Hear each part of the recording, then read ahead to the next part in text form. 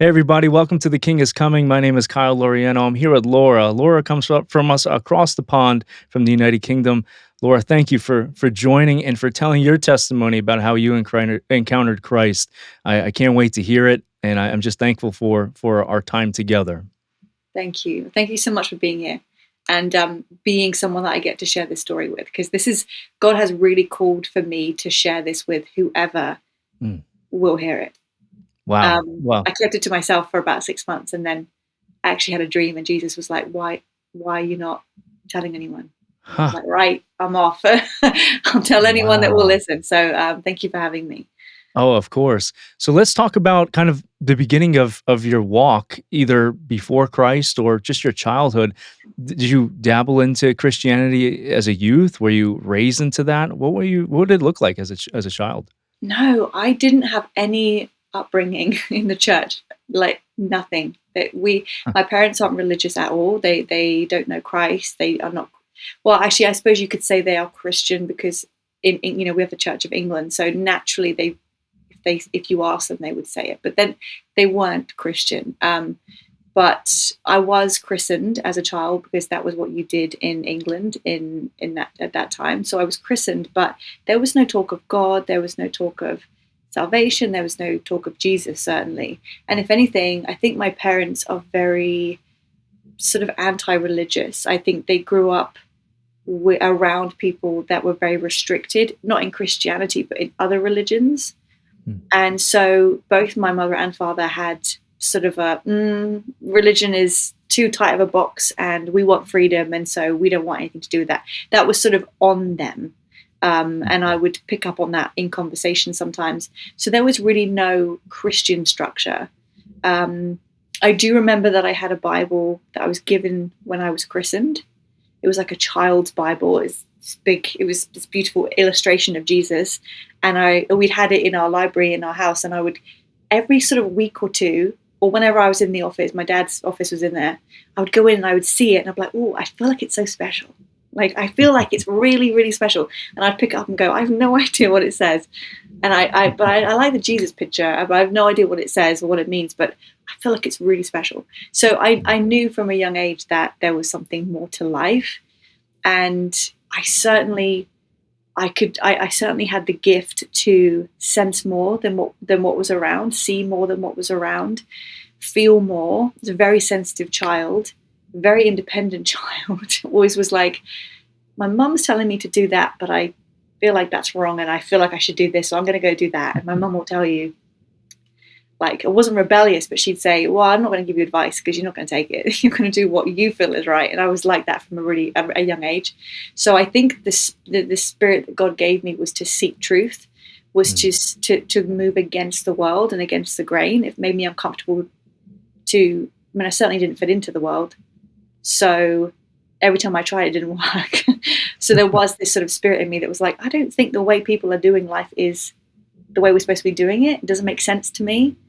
But I didn't know what that meant. So that made things difficult because as a child, I mean, don't we all just want to fit in and like be liked? Yes. That's interesting that you had a drawing so early too. Yeah. Not only to the book, but to the illustration part of it, right? It was the ornate design of it, right? It was something that was almost supernatural in a way, calling you, even in the child's Bible, right? There's Yeah. life in those words, even though it's not, portrayed as the biblical Bible. There is something that still calls to us on our spirit. So I found that interesting, Laura. And so, yeah, you're going through your walk of life, and you're having a little bit of, I guess, rub, right? Every child does with Yeah. their parents, but that's what gives us our boldness, right? And now it gives you more boldness for what we're doing today. So talk to me about that, Laura. Then how did that kind of expand upon that part? Well, I think at that age, you see things and you sense things and you think that everyone else is sensing the same thing. Mm, yeah. That's, I think, human nature. So as I got older, I started to notice that people weren't seeing what I was seeing, and I didn't feel what I was feeling. And so, you know, you've got my father on one hand who says we're going to go do this. Mother on the other hand says we're going to go do that. And me on the other hand, it's like I don't want to do either of those things. I love my parents so much; they put up with me. But I I really felt like from a young age there was so much to me. I was like, grew up in a tiny village. There was more horses than people. And I was like, I'm too small for this town. I have something in me that is so big it doesn't even fit in this world, and I don't know what that means. But I'll tell you, it's really frustrating because I was like, I can't breathe. I need to go and see the world. I need to go, like, there's things out there. I've got to go seek. I had this seeker. I wanted the truth. I've always been a seeker. So I had this sort of feeling of wanting to go and do things. And yet my father's very much like that. He's traveled his whole life. So I have that from him. But my mother's the opposite. And she's a homebody. And my siblings are homebodies. So I'm kind of like the odd one out, the black sheep. It didn't feel good. I can't say it felt good. It really didn't feel good. I just wanted to feel loved and nourished and safe. And I really struggled to find it because there was no one that was like me. And so my family, we traveled a bit because my father works in the oil industry. So at a baby, 6 weeks, we started moving around, and we lived in different countries, different houses every week, every 6 months. And so I went to different schools, and every school I went to, it was always from women. Women didn't seem to like me. It's like I upset them without saying anything, or I bothered them. And I couldn't understand why that would be. And every school I went to, there was someone that seemed to want to outcast me or bully me. And I just have memories of like 3 or 4 different schools. Like there's always someone in it, that it wasn't the boys, it was always the girls. And so you can imagine, like, you already feel different. You don't understand yourself. You want a life that no one else seems to be seeking. You see things that possibly aren't there. You hear things that possibly aren't there. And it felt like no one liked me. So if I look back to my life then, I see how the enemy lined me up. Like isolation, making me feel like I'm crazy and there's something wrong with me, whispering in my ear like, no one likes you. No one likes you. Here we go, another school. Oh, they don't like you either. Your mum doesn't even like you. Your sisters don't like you. Your brother doesn't like you. Like there was always a voice in my head that said people don't like you. And so it kept me more isolated. So I would encourage everyone to look at their life and say, how did the enemy line me up to take the bait? Because he lined Eve up and he lined me up, and he would have lined you up at some point. Like we've all experienced this. So that was like the story of my childhood, of if I look back and watch.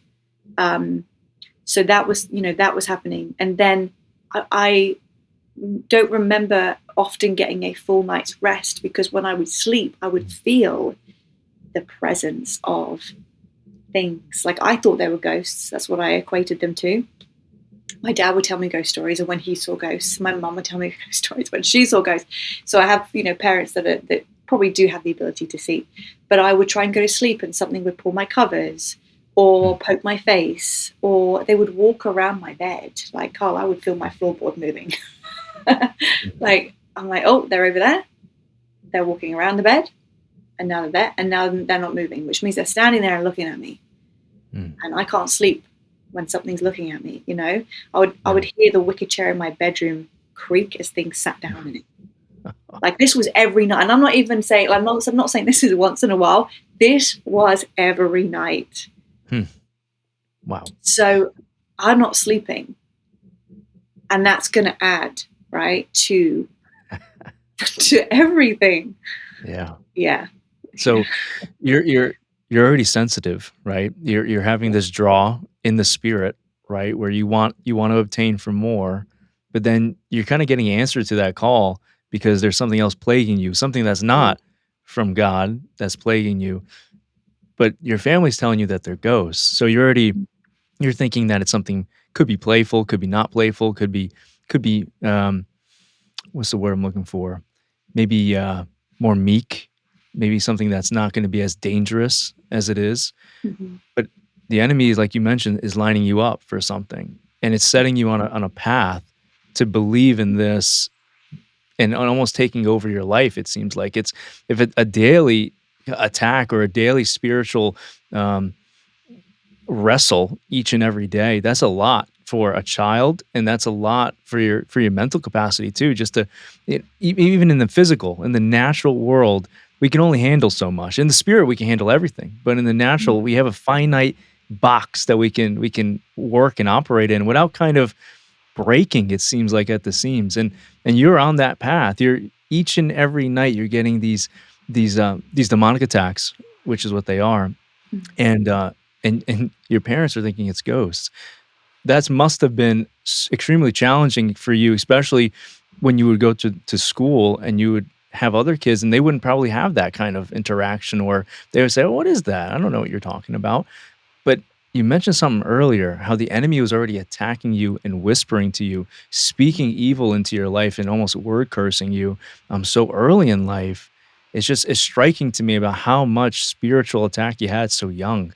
Um, when you went through those episodes, did you ever have any alleviation, any break where you felt any peace, or did you? We were just so used to it that you're almost numb to the idea of peace at that point. I think I was numb to it at this point. Or actually, I think Mm, I was just so used to it. I yeah, didn't know any different. I didn't know what peace was. so, yeah. I guess like I don't. It was kind of a thing in the house. Like Wow. let's say my family are watching a movie in the living area, we would hear things running up and down the hallway upstairs.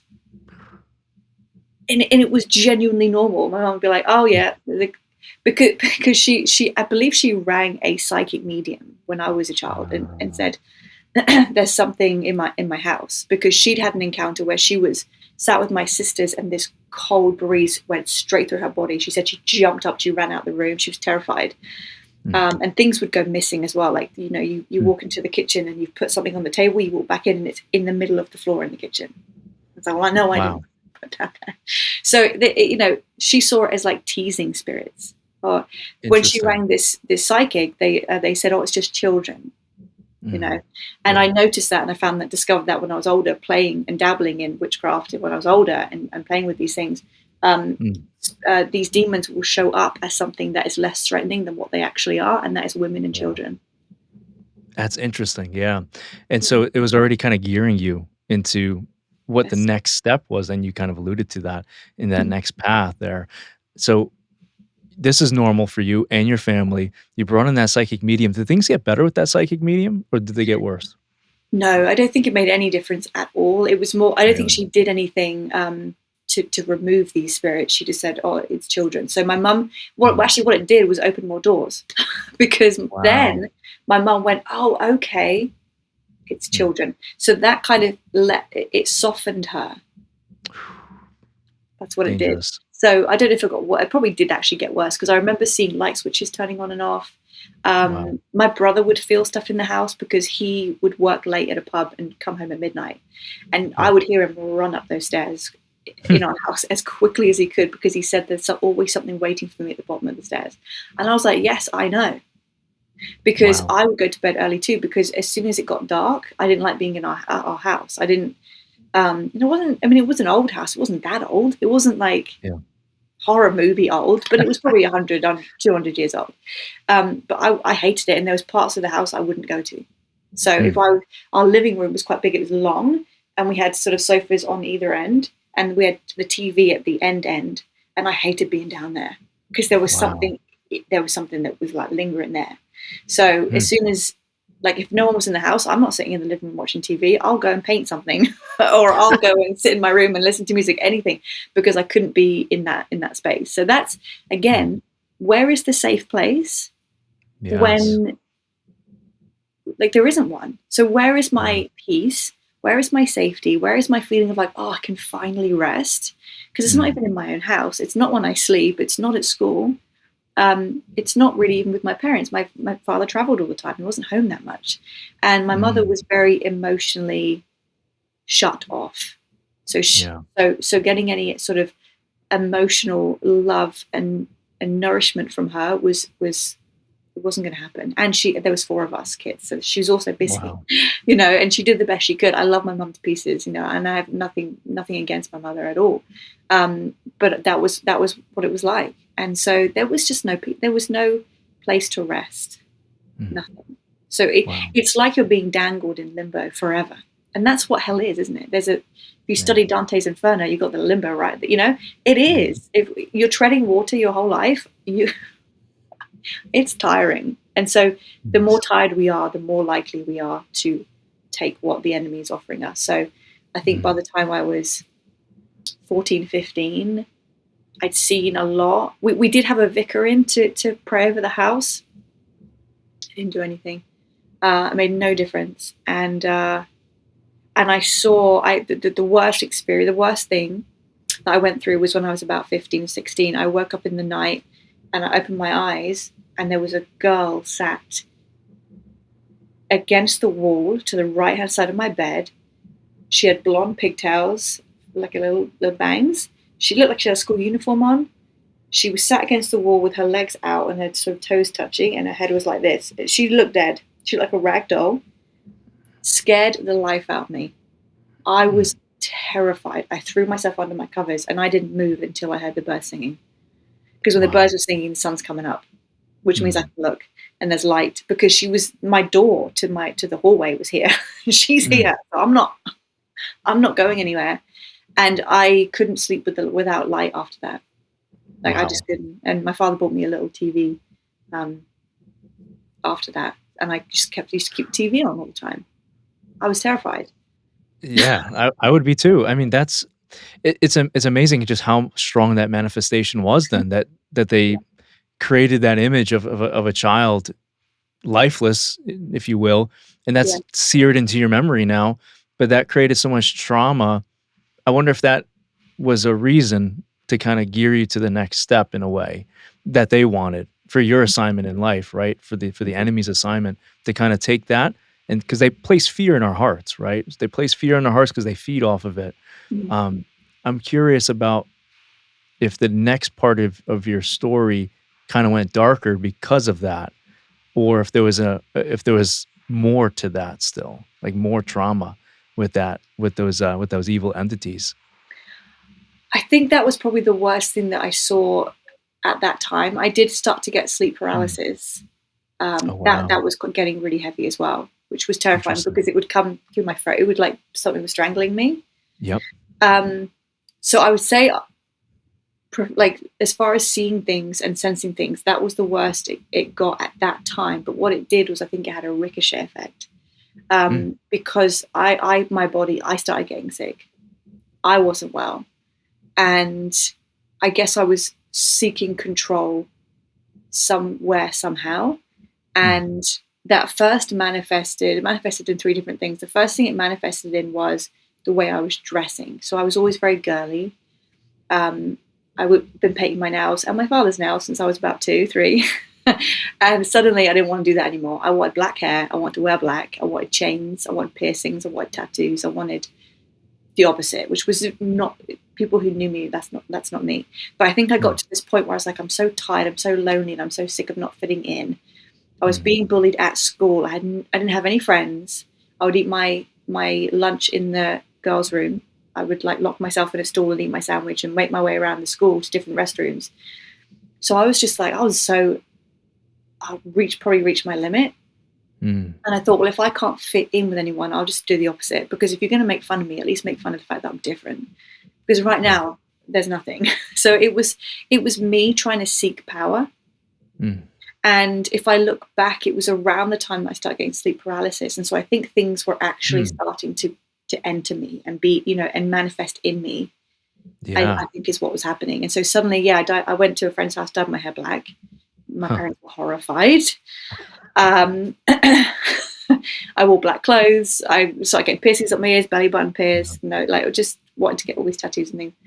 Um, and so that started happening, and then I stopped eating. And I think that was my second thing Mm. of my control was I'm going to just stop eating altogether. And that was my way of finding some kind of control. But also Yes. I was really looking for um, attention, Mm. if I'm honest, Yeah. connection. And I know people talk about attention seeking. Yeah, it was connection seeking. I am Yeah. so lonely at this point. Mm. I feel like I've got no one. I've got no friends. My siblings and I weren't really close. I had twin sisters, so they kind of hung out together. I had an older brother who just wanted to play his Xbox and be left alone. Fair enough. So my dad was traveling, and then my mother she just wasn't available. So I'm like, where do I rest? Where's my nourishment? Where's my like, oh honey, I'm so proud of you. Look what you've done. Like, I didn't get any of that. I don't know what it means for someone to be proud of you or to like encourage you. Yes. I don't know what that means. So it was sort of like finding some kind of control, but also like, well, maybe if I look different, someone will love me, because I'm not loved like this. So maybe if I have black hair, maybe if I start being a goth, maybe the goths will love me. Maybe if I'm really skinny, a guy will like that. You know, it was like trying to get people to love me, trying to manipulate myself into being lovable, or what I thought would be lovable, I guess. But I got thinner and thinner and thinner and thinner, and no one said anything. No one did anything. So it did the opposite effect. Yeah. My mum, I mean, I found this out later. My mum actually said to my dad, you know, because my father said, she's getting thin. Like, I think this is getting quite serious. My mother said to him, she just wants seeking attention, just ignore it.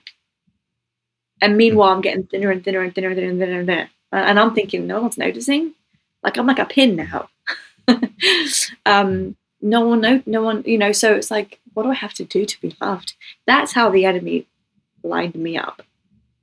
Really, like, you're not lovable. And it's interesting. So you went through the sleep paralysis. There's a couple of things within that segment there I just want to talk about. Sleep paralysis is the first one. When you went through that, what was it like? Did you see anything? Did you hear anything? No, but my sleep paralysis, it wasn't just, it happened once occasionally. It was like, you know, when you fall out of sleep, you come back to life, you go back into it. So it would happen like 10 times in one night. That's really tiring if anyone's ever experienced. That's really exhausting. But that is mimicking hell, because you die and you come back to life again so they can kill you again. That's hell. So I knew it's demons. I know, looking back, it was demons. So I didn't sense them for anything, but something that I started carrying with me was this feeling of what I described, the abyss. That word came to me later on when I gave my life to Jesus. I used to have these dreams where I was floating in space in just darkness, and I knew that I could never go home, but I could never die. Wow. That's demonic. That's like when I read about the pits in hell, you know, I was like, yeah, that sounds about right. So I think during that sleep paralysis, that's what was coming in, like these demonic things, because that's how they seek you. They may be locked in, or they may be in hell, but they can still access you. You've opened a door. And so I would have those dreams, and then I would carry that feeling during the day. So that's a real emptiness. And I'll tell you what, it's hopelessness. It is. It's hopelessness, yeah. And so when you started having these thoughts to yourself about, well, if I only changed my hair color, if I only, maybe got skinnier, do you think those thoughts were your own thoughts? Maybe, yeah. Maybe a combination. It's hard to tell, isn't it? Yeah. Yeah. It's interesting. Yeah. It's interesting how we adapt so much into that lifestyle that you start to become it. You start to become the very thing you hate, right? That's you true. hate that loneliness, so you start to become loneliness. You hate the despair, so you start to become it. You make friends with the pain because it's easier.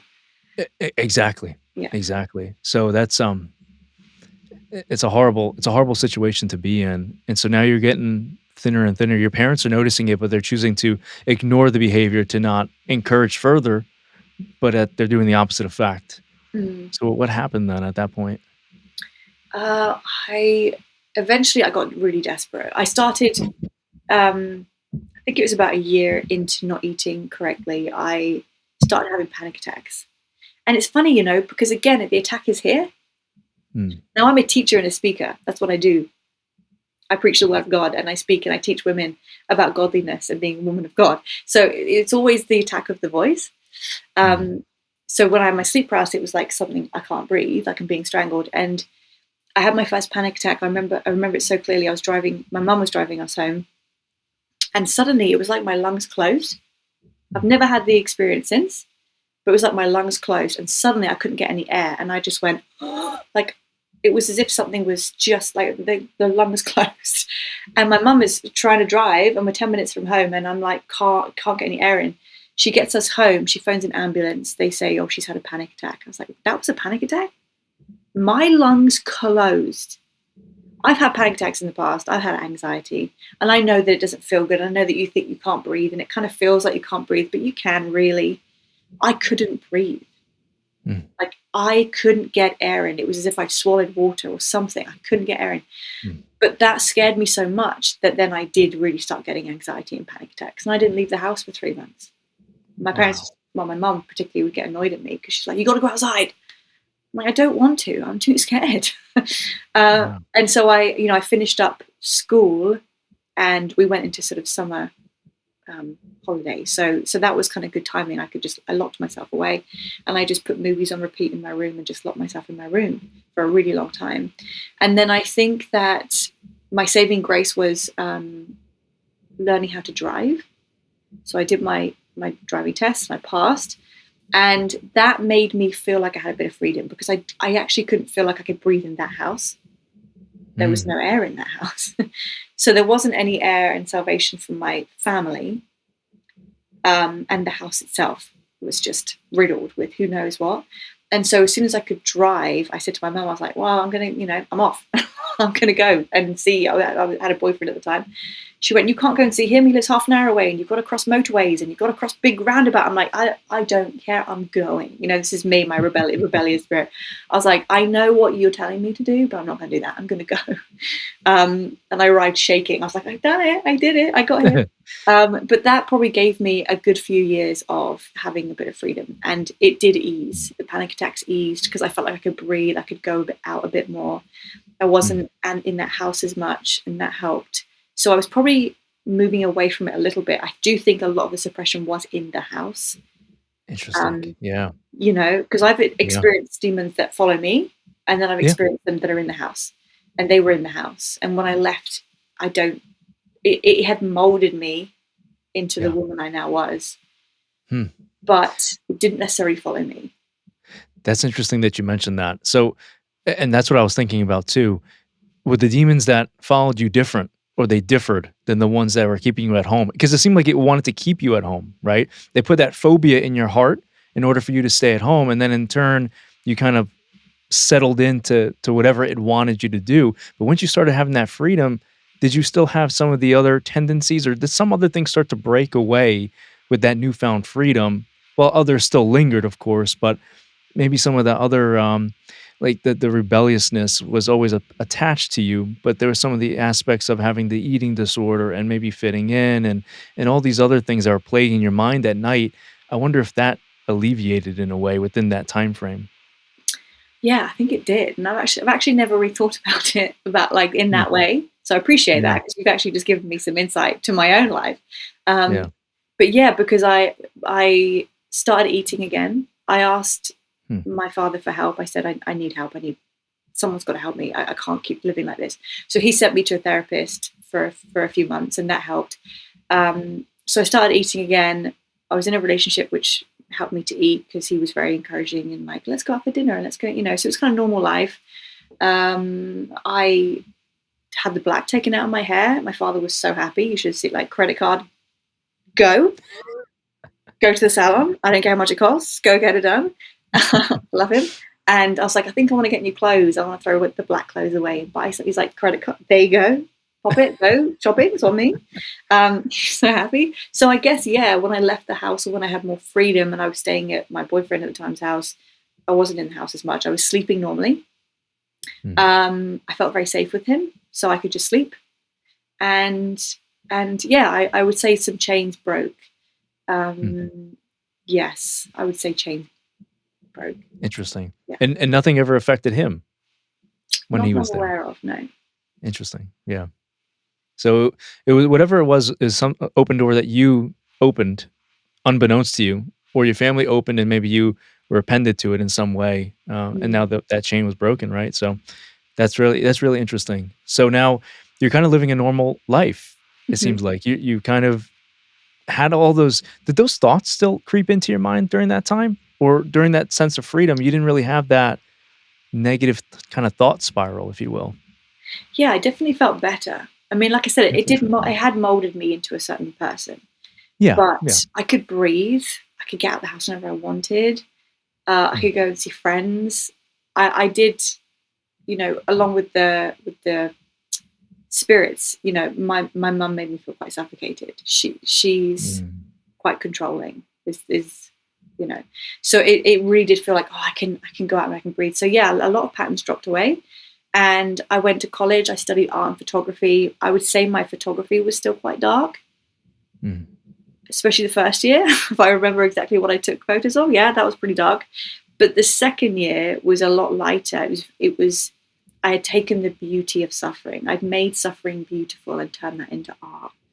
mm, And that felt really good. And I did really well in I wasn't good at school, so I could draw and that was about it. So to go to college and actually be good at something gave me some encouragement, mm. because I failed all my other exams. Like I wasn't academic. Yeah. Um, my brain doesn't work like that. So suddenly I was like, oh, I'm getting A's. Me, Mm, like who knew? And so there was sort of this this call to art, and it was quite dark. But I had a fantastic teacher, and he mm, would look at my artwork and be like, wow, that's really good. You've mm, really captured an emotion. He's like, you've captured an emotion in a picture, and no one else has done that in the classroom. Have you done that? I was like, oh, mm. I can see things. Yeah. He was like, what do you mean? I was like, I can see things, and when I see them, I take a picture. And so when you see the picture, you can see them. He was like, is that what Mm. I'm looking at? I said, that's what you're looking at. So he was a great teacher. He was fun. So that encouraged me, and I did that, and I ended up going to university, studied law for a couple of years, which I didn't super love, but it was good to have under my belt. And then I went and did my degree. I did my degree in fashion, so it put me back to the artistic. And I was always interested in fashion as a child. My mum would let me dress myself as soon as I was old enough to dress myself, which was 2 maybe. She would just let me dress myself, and my socks matched my hair bow, and my nails matched my handbag. That was me. So those years again were great because I could create. I didn't have any darkness. um, I had ended the previous relationship a few years before that, but I got into a relationship when I was about 20, and I was with him until I was 24, 25. And I lived with him, so I was living in a house that was not filled with things. I was sleeping properly. Mm. Those were good years, I would say. But the emptiness was still there. Mm. The That's the interesting. the pit was still with me. Yeah. Yeah. And you had a sense of purpose, right? Through that time, it seems like you found your own identity, and Yeah. the world would commend you for that, but your heart was still missing something. It was devoid of something.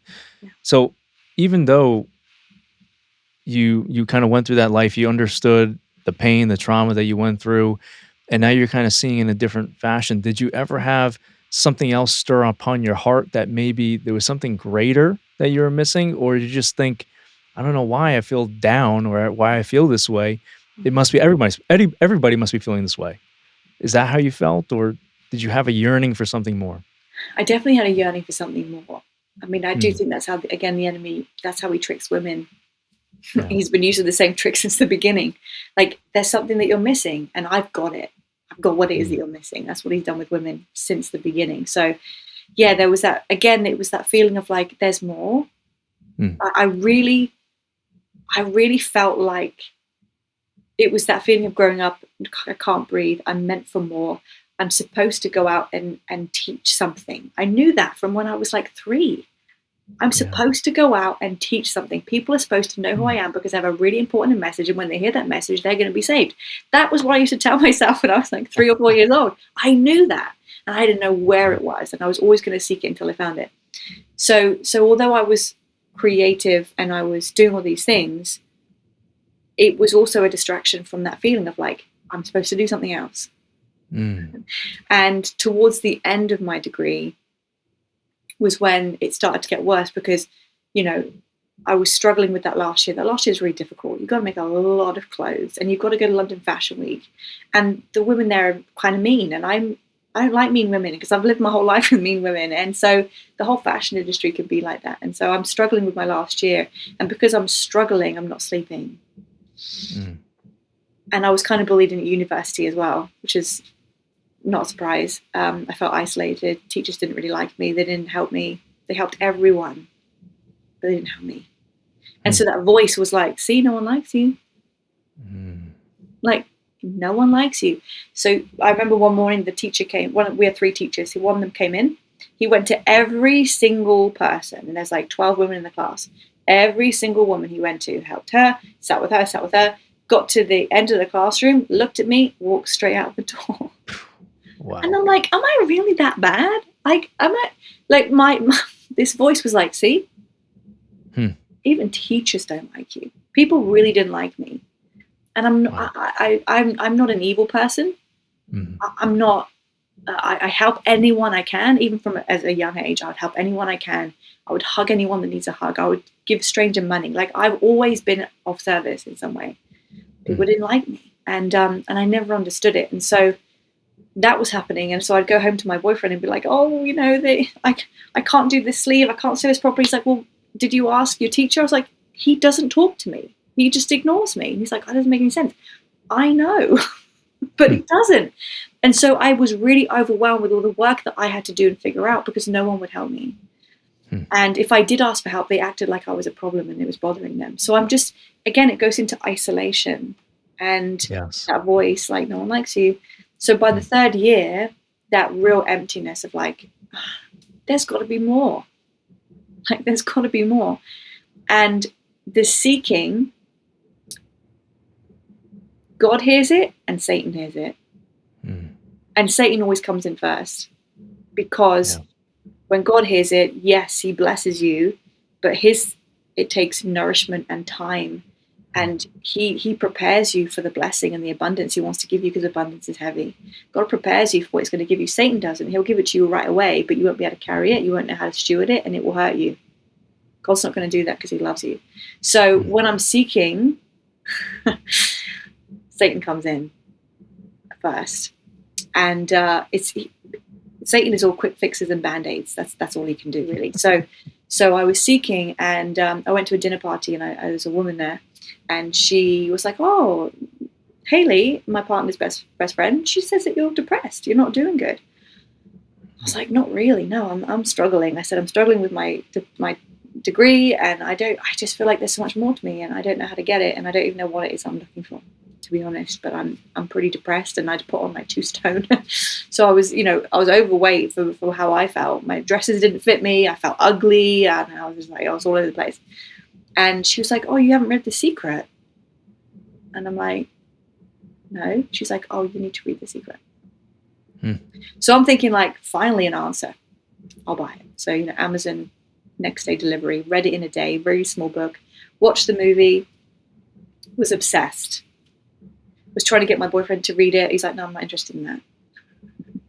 His mom was Catholic. He wasn't religious, but he just was like, "No, I'm not. I don't want to read it." I was like, "Well, at least watch the movie." He's like, "I don't want to watch the movie." So that started to separate us because I think, in my pride, that I've discovered the secret of life, and that if I am God, because I can create my own reality and I can speak things into existence, which is that's what I think I can do. I think I'm God, basically. And he doesn't want to come along on this journey. And I've felt like I wanted to spread my wings my whole life, and now I finally have the answer, and I can manifest anything I want because look at how powerful I am. And what am I going to do? Because my boyfriend doesn't want to come along on this journey, and he wants to stay where he is. So he would tell you, he's told me this in recent years. He said, as soon as you read that book, you were different. I lost my girlfriend. You were not the same person. You weren't the same person when you came to bed at night. You weren't the same person when you woke up in the morning. You weren't the same person when you came home from university. You were different. I had let something in. Wow. And I have repented for doing that when I came to Christ. And I also apologized to him. Mm. I said, I'm really sorry. I let something in, and I apologize because that's on me. So I had to repent to God and to him. Mm. But yeah, it put a rift in us. And I finished, university, and I graduated, and I got a B, which I was really shocked about because I thought I was going to fail because everyone acted like I was a failure. I was like, oh, I got a B. All right, fine. And so I just started, because I'm powerful now. Okay, I'm almighty and powerful. I'm now going to create my own clothing line and create a website and sell it. Which, to be fair, I did do that at 23 years old. I designed a 22-piece collection, and I wanted to take it to London. I wanted to take it to New York. I wanted to take it to Italy, and boyfriend didn't want to go. And so again, these ridges. In the end, we ended up separating. But we did have, I tell you what, this is more comical than anything. Towards the end of our relationship, we moved into a new house. So we've been in one house for 4 years and we never had any problems. We moved into a new house, and I was only there 3 months. There was a spirit in that house, what I would have called a ghost. He called it the potato ghost. And I'll tell you why he called it that. We would come home and there'd be potatoes scattered around our house. I kid you not, right? So I read that book, Yeah. and now they're back. Okay. So he leaves for work the first day we're there, and I'm cleaning the house and doing my woman thing and loving life. I clean the whole kitchen. I walk upstairs to do laundry, come back down. It's a potato on the floor. And I'm thinking, how did that even get there? Like, potatoes are they were in the fridge, I think. I was like, that's really random. I must have dropped it. Maybe it was in the pile of clothes. I don't know. Picked it up, put it away. Told him about it. He laughed. He's like, well, you probably dropped it. 2 days later, we came home from a night out, went into the living room. There's a potato on the sofa. I was like, what? I was like, well, that's not me. I didn't leave that there. Right. And he was like, we have a potato ghost. And I was like, ha ha ha, whatever. But as soon as he labeled it, we label something, it becomes part of us. And God doesn't deliver us from friends, he delivers us from enemies. So now we have a friend, and he's the potato ghost. Mm. And this would happen every few days. He went to bed one night. He shouted my name down. I was in the living room. He was like, Laura. I was like, what? He said, there's a potato on the bed. I was like, what? But then one night, we came downstairs in the morning and the candles were lit. Whoa. I didn't like those candles. I didn't even know where the lighter was. Huh. And that was when it got a bit scary. I was like, that's not funny now. Potato ghost was funny. Fire, that's not funny. That's not funny. And so we broke up shortly after that. That actually put a little bit of stress on our relationship. Not the potatoes being everywhere. I mean, we liked potatoes. Yeah. But it was more that I got scared. I started to get scared because I was like, something's in the house now.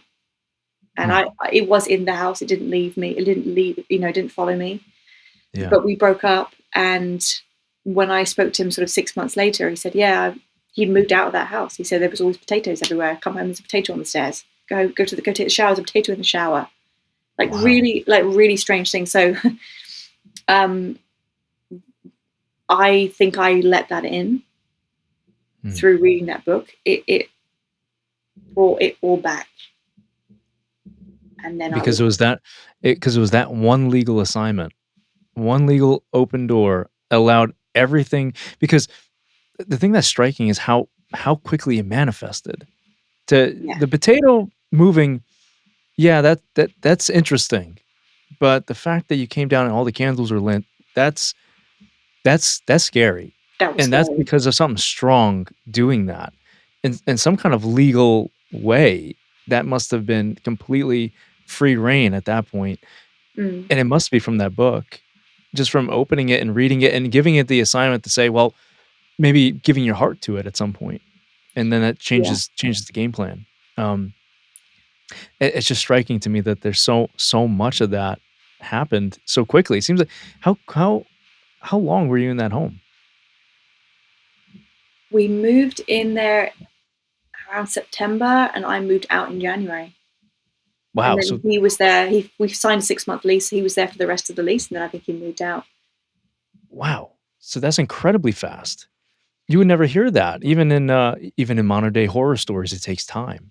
So Yeah. so it must have been a catalyst for that to spark, Mm. which is and it's interesting too that it led to a position where you ended up having a breakup at that same point. Yeah. Could have that have been demonically charged to create that environment? I think so, because Mhm. him and I, when we spoke after all this happened, when we were both a bit older, we both agreed that we didn't have any issues in our relationship because Mm. we generally didn't. He was my best friend. Wow. The only thing that really got in the way, the only disagreement we had was that I wanted to go see the world and he didn't. That was the Mm. only disagreement we had, and we always compromised on that. Um, Yeah. but apart from that, we didn't have any issues, and so yeah, I Mm. think there was definitely interference with that. And the plan was to be married and have children, have a family. And he is a father now, and he will be a great father. He was built to be a father. If I've ever known a man built to be a father, that's him. And so, we would have been a family, and the enemy hates family. Yes. So yeah, but it did matter. I think as soon as he labeled it the potato ghost, that's when Mm. the catalyst. When you name things, Yeah. you claim them. Naming is claiming, and Yes. when you claim, you say yes, you may enter this space because Mhm. you're basically saying yes to something like that. Yeah. Legal Um, authority. yes, Mm. yeah, Horrible. yeah, So now you're at the stage where, all this stuff has transpired and life's kind of reverting back, it seems like. yeah. Did that follow you? Did that type of stuff follow you? The potato ghost didn't follow me. That stayed Good. in the house with him. Yeah. um, but yes, in a way. So how like how I dealt with the breakup, I went back and stayed with my mum for a bit because I didn't have anywhere else to go and I had no money. I just got out of university. I'd only just started working. So I went back to my mum and I thought to myself, well, I've got this clothing collection here. I've always wanted to go to New York. I've been a few times. I loved it. I want to take it to New York. I'm just going to go. That was my sort of Mhm. thinking. I worked for a little bit, and in the end, I was so unfulfilled in the structure of a bit of work. It just didn't satisfy me in any level. So I thought I'm not gonna bother. I'm gonna quit. I don't want to do this anymore. I didn't like my job. I was bullied in my job. I was like, give me a break. Like, does anyone like me? Like, Mm. my boss didn't like me at all, and the women would gang up against me. I mean, I'm 26 at this point. It's like, when Yeah. did you catch a break? So I just thought, I'm not going to do this anymore. I'm done. I left that job. I went to New York and I stayed there for, I think, about 3 months. And I took, Mm. this collection around to shops, and no one was really that interested. And I was young, so they didn't take me that seriously. Um, and fashion industry is mean. But I did it anyway. I took it and I did it all in heels. Okay, I did it all in heels. I carried all these clothes everywhere. But during that time, I met someone. I met a man, and I ended up starting a relationship. This was about 8 months after my last relationship had ended. He was American, and that relationship set me up for a really dark path because Mm. I'd gone from, before I was into all this sort of reading The Secret and manifestation, I had a relationship with a man who was my best friend, was always there for me. I was always there for him. We were really well suited in our gender roles. He worked and I stayed home. I studied, but I also took care of the house. I cooked for him. We were just generally a really good team, and even biblically, we were a really good team. So I've gone from that to now this relationship, which was, Mm. we argued all the time. We were long distance for a lot of the time. When we were together, we argued. Mm. Um, I saw, he scared me, Mm. and I'd never been scared by a man before. And it was like, I felt like the enemy sent him. If I'm really honest, Yeah. because I learned this the hard way. With manifestation, they teach you to visualize. Mm. So I did, and I visualized this man, and he was kind of a cowboy, and he played the guitar, and he was American, and he wore a baseball cap, and he loved me, and he would sing me songs and write me poetry. I kid you not, this man was that. He was all Mm. those things. I'm not putting him down at all, because I actually spoke to him, a year ago. He's genuinely a great man. Just it was not for me. We didn't work together. But he was all those things. So of course, as soon as I see, well, he's a cowboy and he sings and he's writing music and sending me songs, and so immediately I think this is my soulmate. But the thing is that when we visualize a person, the demon will step in as that person. This is where spirit husbands and spirit wives come from. So visualizing is demonic. Visualizing people, especially romantic relationships, that is like one of the worst things you can do. I didn't know that. So this man was it was kind of torturous. And I never knew where I stood with him. It was that limbo. That's something that I think is demonic. When you know something's from the enemy, you can't really rest in it. There's always this like treading water. So I was like, I don't feel like he loves me. I don't feel like he likes me half the time. The enemy always uses that against me. Oh, look, now you've got this nice man, but he doesn't really like you that much because you're not that lovable. Look, now you're in a relationship, someone doesn't even like you. Like, no one likes you. So we fell out all the time, and I didn't have the skills at that age to understand why, and I didn't have the skills to know how to navigate. He was much better at doing that than I was, but I was so unsafe as a woman because his moods would be very up and down that I didn't know what to do. And I remember praying, kind of like I was in America with him at the time, and those moments where you cry and you slide down the wall, like a very dramatic movie. That was me in this moment. As I fell against the wall and I just slid all the way to the ground crying. And I was like, if anything is out there, please help me. I can't do this. And I felt this peace, like this love. And if I look back at that was God. That was God. But I didn't have a word for that. So we can only use our own vocabulary. No one ever talked to me about God or Jesus. So my vocabulary is spirit guides and angels and etc., etc. So I equate that to, oh my gosh, my very own spirit guide that is here to help me and guide me, and I don't have to be alone anymore. And because I was so struggling with my reality, I went into delusion, and I went into it was the start of New Age. But it was I became very obsessed with learning about angels and spirit guides and archangels, and I started reading Doreen Virtue's work, who's now been saved. Wayne Dyer's work, you name it, I'm reading it. And I'm reading like 2 or 3 books a week. I can't get enough. And I saw Doreen Virtue with tarot cards on her YouTube channel. I was like, who are they? I've not seen these before. She had her own collection. And I would wait for every Wednesday she would launch these videos. Yeah. And she did actually show up with a Bible sometimes, because it was around the time that she was going into her salvation. She'd had an encounter with Jesus. And she was trying to merge the two worlds and hadn't quite discovered yet that you can't. So she was showing up with the Bible. I'm like, oh, she got a Bible. That's interesting. But I started really getting into tarot readings because I didn't understand why my relationship was so difficult. And I so wanted to be loved. I tell you, this is the story of my life. This is how the enemy lined me up. You're not lovable. No one likes you. So I'm desperately trying to figure out what I can do to make this man like me, because it didn't feel like he did with the way he was treating me.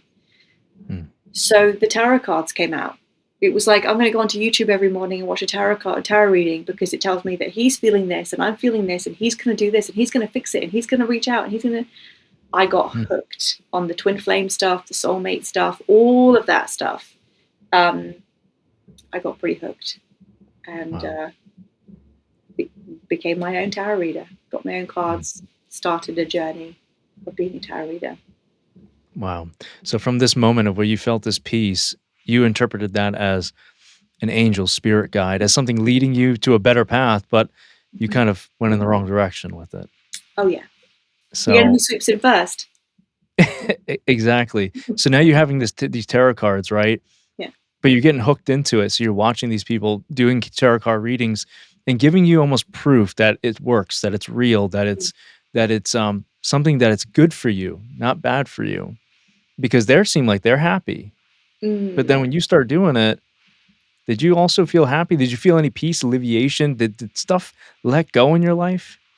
No, I felt it was temporary relief. If Mm. I pulled cards or saw a reading that said, you know, I can see that you've just had a fallout with your partner and he did this and you've done that.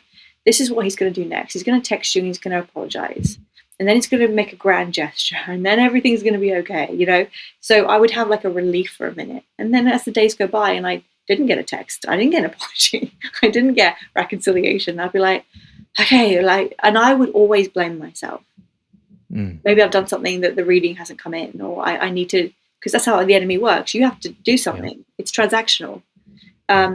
So what do I have to do? I have to up level, lift my vibration. I mean, you probably know all this language, new age language, right? My Hmm. consciousness has to be higher. You know, all these things. So yeah, there was absolutely no peace. There was the illusion of peace because Yes. Satan has to take something that God's created because he can't create anything himself. So he can only replicate something and then, you know, cover it with lies. You've got God and then everything else pretending to be God. That's it. Mm. That's all we really have. So there was, I guess the enemy took peace, replicated peace, and then just covered it with grime. So I Mm. was getting these tiny breadcrumbs, you know, like, oh, okay, I feel good, I can go to sleep tonight, you know, but I wake up the next day, there was no text message. Oh, that's really exhausting, it starts. You start gaslighting yourself and questioning yourself and your sanity as well, and Yeah. yeah. But I started a YouTube channel and I got a good following and I got clients. I got a lot of clients. I Wow. had a wait list of clients. Um, yeah, To do those tarot card readings in those basically fortune telling. yeah, yeah. Hmm. And you saw a lot of power, I guess, through that too. Did you see a lot of things actually come to fruition and give you validation through that? You think I would, but in a way, if I look back, I'm going to say no. It was an Interesting. illusion. Huh. So I didn't really do Yeah. fortune telling because it was never really my thing. But Sure. what I could do was I could really see people. Now that was already my gift that God gave me. I can see people. Mm. I can look at someone and go, "This is what happened in your childhood. This is what you've been through. This is how it's affected you. This is where you need to what you need to give to God." I could see that in people because I could Mhm. always see as a child. Um, but what would come through in the reading would be a blend of that gift with familiar spirits. Okay. Like I can discern the difference now, but then I Mhm. couldn't. So a lot of the readings would be like talking about their past. And if you go back to the past and correct the past, the future will change. Well, that's a lie. Yeah. Okay, that's just a flat out lie. I believed it for 8 years. As a healer, I believed it for 8 years. It's a lie. Mm. Why would God want you to focus behind? Why would God want you to keep reliving out the trauma that you went through at 12 years old? No, the demons want you to do that, to re-traumatize you, to distract you from the calling that is God wants to put you on, which is forward. Yes. But the New Age and tarot readings and healing, it's all about going backwards. Mm. That's how you know it's Yeah. from demons. Yes, we want you to relive your trauma over and over and over again. That's demonic. That's hell. I'm just saying. Okay, I won't go off on a tangent there. But so all the readings, it was all about the past. So I could be like, oh, something happened to you in year 5. It was this, and they'd be like, oh my gosh. Mm. Now Interesting. that I know was familiar spirits because I can see them now that I look back. Mm. But I always had a gift as a child, and this is again where the confusion came from. Is I could look Sure. at people and be like, well, you're saying this, but you're not it. You're saying it, but it's not. It was like it wasn't in their heart. I could Mm. feel, could read people, I guess, from a really young age. It was again really confusing. People were like, oh no, everything's fine. I'm like, something's not fine. Like you've just had a Yeah. fallout with dad. I can tell. Like, what do you? And it wasn't. It was beyond reading body language. It was really sensing Hmm. people's energy. So Wow. yeah. So anyway, I did that for a long time. But I did still have my heart because there are people that want to come to me and pay me a lot of money to do a reading. But if it felt against my morals, I wouldn't do it. Mm. If I felt like someone was getting hooked on me, like I need a reading every week for the next 6 months, I'm like, no, I'm not a guru. I don't want you to get hooked on me. You need to find yourself, you know. Mm. So I did still have my morals. I did say no to people, and I really wanted to help. That Hmm. desire was still in me, and so people would come to me with all these these issues. And although I got it wrong by thinking that you have to go back to childhood, the desire to like, no, you should really do something about this because you deserve better. You shouldn't be carrying this with you. So I would say I had morals. I can't say I was a good person because I in comparison, I don't know. My heart was in the right place, I think, at the time. Yeah.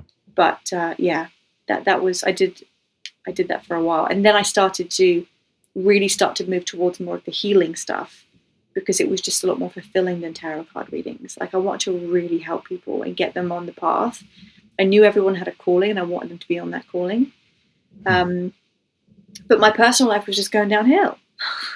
So my career is going like this, or it appears to be, and everything else is going downhill. And it kind of got to a point where it was like, well, just in 6 months, I think the first year of me being a tarot reader, I think I made something like £85,000 for that year. And I was, before that, working in retail, making £1,000 a month. Wow. So that's 12,000 a year. So I've gone from 12,000 a year to 85,000 a year in just 1 year with no experience, no business experience, no idea, basically no idea what I'm doing, just showing up. But of course, the blessings from the enemy, you don't know what to do with them. So I didn't prepare properly. I didn't prepare my taxes at the time properly. I didn't set money aside for taxes. I didn't know what to do with anything. So I was a bit lost. But, I had some money in the bank. I found an apartment. So I was, independent. I bought myself a car. I was working all the time. I had no social life. I was always working. But I remember the loneliness being really intense then, because I remember thinking, well, at least if I was lonely, I could say it's because I don't have any money and I need money. Or it's because I live with my mum, my parents, or I live with the wrong boyfriend, not in the right relationship, or whatever. I come up with all those excuses. But here I am in a nice apartment with a bit of money, with a car, independent. So I've got all these things that the world says that you need. And the emptiness is not only still there, but it's worse. It's really bad. And I just sat there on the floor, again, very dramatic, but on the floor crying. Because I'm like, what do I do? I'm so lonely. Like, it's painful. Like, it's physically painful. Yeah. I'm so lonely. So now the enemy has you almost in a death grip where he has you exactly where he wants you. Yeah. Since from all those open doors from your childhood to now put you in a position to read the book, The Secret, took that as a catalyst and the next jumping point to kind of where you are now to unlock your true potential in the enemy's camp, to give you the gifts of the Spirit in a negative sense, not from God's Holy Spirit, but from the enemy's side, from familiar spirits and ascended masters and all that stuff that they like to drill into our heads. But you're going through this and the world's giving you everything, but you still feel empty inside. What's interesting about that is that because everybody's like, you know what, if I just had this, if I just had that, I'd be happy. But that's not the case because you've been through that. You've been through that experience. And there was no alleviation. You said it was the worst that you felt. It was the darkest that you've been. Even going through all that, I guess all that physical or I guess psychological trauma is a good way to put it when they manifest, when the demons came, when they sleep paralysis. But now you're going through something different. Now you're dealing with strong emotional pain because of your isolationism. Because that demon that was trying to, I guess that was there since you were a girl, is now coming into the fullness and taking every ounce of you, rather than just little bits here and there to get you to this point where now you're so dependent upon the machine to keep running, and you don't know how to escape it, right? So it's like you're in a hamster wheel and you can't get off, right? And it's getting worse and worse. So how did you overcome then? Well, I stayed in that for like another 6 years. Wow. So that was year 2 out of the year 8 that you were feeling like that, and you just kept masking it each and every year? Oh yeah, I'm actually really good at that. Did it just compound each year? Yes, it did. I would consider myself a very resilient person. I've been knocked down so many times and gotten up every single time. And I'm confident in that now. but then it was like, oh my gosh, what next, right? So I moved, this moment was sort of 2 years, or maybe even less than that, probably actually a year into doing these readings. And the only thing I could think of left was like, well, maybe it's because I'm in this country. I've always wanted to travel. I've always wanted to live abroad. And, I've lived in America for a bit, and I thought maybe I need to, go and be somewhere else. So my father was living in Australia at the time, and he'd always wanted me and my brother to go out there, and my sisters. And so, he phoned me one day and he was like, you okay? I was like, Dad, I always go to my dad if I have a problem, because he's always got the best advice. I'm like, Dad, I said, I'm so lonely. Like, I don't know what to do. I'm so lonely. And he always gives me the same advice. He says, when you get bored, stir the pot. Just put your feelers out there, see what you can move around. And I'm like, I've done everything you told me to. I've stirred the pot. Nothing's moving. I really don't know what to do. And he said, Poppet, why don't you come out to Australia? And I was like, really? He said, yeah, come out to Australia. He's like, you don't have to come and live near where I am, but you've been here before. I went out for my brother's wedding. My brother got married there, and he'd moved there. So he said, you can come stay. You can come stay near me. You can stay near James. You can live on your own in a hut if you want. I don't know, but why don't you come out? I said, well, okay, I'll think about it. So I ended up applying for a visa just to see if I could do it. I spoke to an accountant to see if I could work all the taxes and work there and legally and do all that stuff. Green light. So I was like, yeah, you know what? I think I'm just going to do it. This was all a very short span of time. I move quickly. I think that's why the enemy moves quickly in me, because I move quickly. So I was like, okay, I'm going. Packed up my stuff, had it shipped over to Australia, got over there and got an apartment. And I was in that apartment for a year. That was lonely too, because now I've got all the same problems, but now I'm in a different country with the same problems. I'm like, well, now I'm more lonely because I don't have anyone here. It's like, wow, okay. I had a lot of pride. I got an apartment that was way too expensive for what I was earning. I still managed to pay all the rent, but I really had to stretch myself, and it was scary. So I was like, why am I paying this much? It was all pride and ego. Like, look what I've got. Look at this lovely apartment overlooking the ocean. Look at me. But I was so prideful and lonely. And I would go to bed, get up and do a reading, go to bed. Get up and do a reading, go to bed. I saw doctors. I saw homeopaths, like homeopathic doctors. I saw naturopaths, because I was like, I'm sick. Like, my body now is deteriorating. And one of the naturopaths, she checked my cortisol. She said, I've never seen someone with such high cortisols in my entire career. Wow. So I know, like, I was stressed, but I think I've had that stress since I was a child. I actually don't know any different. So that was a pretty lonely year, but I also began dabbling more in things like yoga and breath work, because the place I was living, it was a pretty big thing in Australia in general. Everyone's very health conscious there. So they want to do the meditation retreats. They want to do the yoga and everything. So I joined a yoga studio and I started getting into that. There's another door that was open, with yoking yourself to whatever demon you're posing as this time. 300 demons, I believe it is, for yoga. It might be more, actually. I think it's 300 demons that you can yoke yourself to. So I've got that, and I'm lonely, and that was a lonely year. But I saw hope, because I had a friend who lived. I had a client actually who lived eight hours north in a place called Byron Bay, which people might know it. It's actually quite celebrity central now. But when I lived there, it was very hippie. Like, everyone goes there for retreats.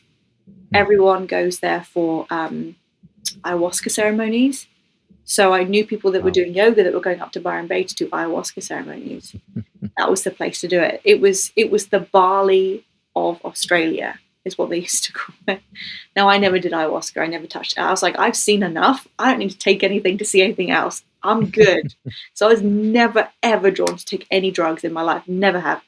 But it was very popular for that. And there were talks of lockdown. This was when COVID was happening. There was talks of lockdown. And so, God's grace, I actually ended up moving up there. After my year lease was up, I moved up there. We went into lockdown like the week I moved up there. I mean, it really was God's grace. So I never really saw COVID. I lived on a hill overlooking land and banana trees.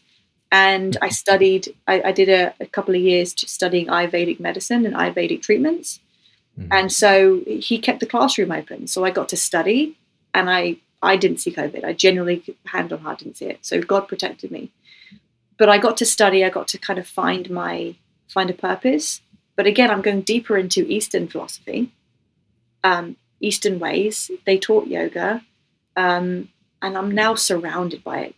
All of the healers and the readers, every shop is like psychic reading, palm reading. Come and get your mala beads. Come and do yoga with us. Come and do a cacao ceremony. Right? I hate cacao, so I was just like, oh my God, it's everywhere. It's everywhere. I'm surrounded by it. I'm in the central, and so I think I was there for a couple of years, but I got into a relationship when I was there. And that, I would say that relationship was the beginning of the end, because it took me down such a dark path that there was really nowhere else to go after that other than Christ. Wow. So the enemy takes you out of that area you were living in, brings you into Australia, and then in turn now brings you to a very new age area, a very new age stronghold, if you will, right? Spiritual attack, spiritual battleground, it seems like, and everybody there is doing it. So now this is like almost a final destination that he wants to bring you towards, to really give you the next thing to go forward with. So when you said it was like with the darkest time, what happened? So I got into a relationship, and we moved in together quite quickly. We kind of moved into his place. I didn't really like it there, so we ended up moving back to Byron Bay, and it was a difficult relationship. Again, we just weren't suited for each other. I'm not here to badmouth anyone. I'm not. We just were really not suited for each other. It was the thing I loved about him was that he was so much fun. Like, he was spontaneous and he was fun, and he's got an incredible mind. Like, we would have really in-depth conversations, and I need depth in my relationships. Otherwise, I just feel really unfulfilled, unsatisfied. So he was meeting my needs intellectually. But again, he doesn't really like you.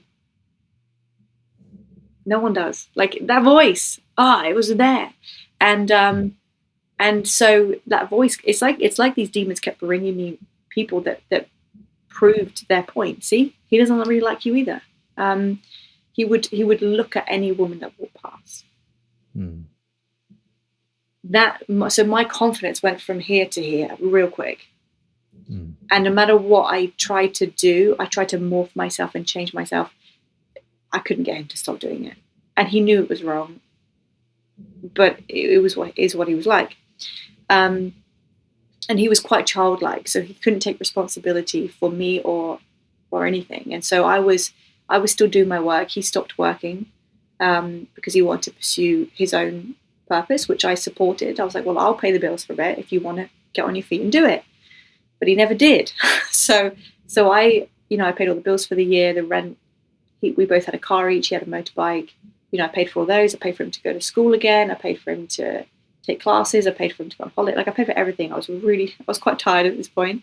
I was drained, and my body was sick. I think I was vegan for about 6 years. And so all my nutrition levels were really low.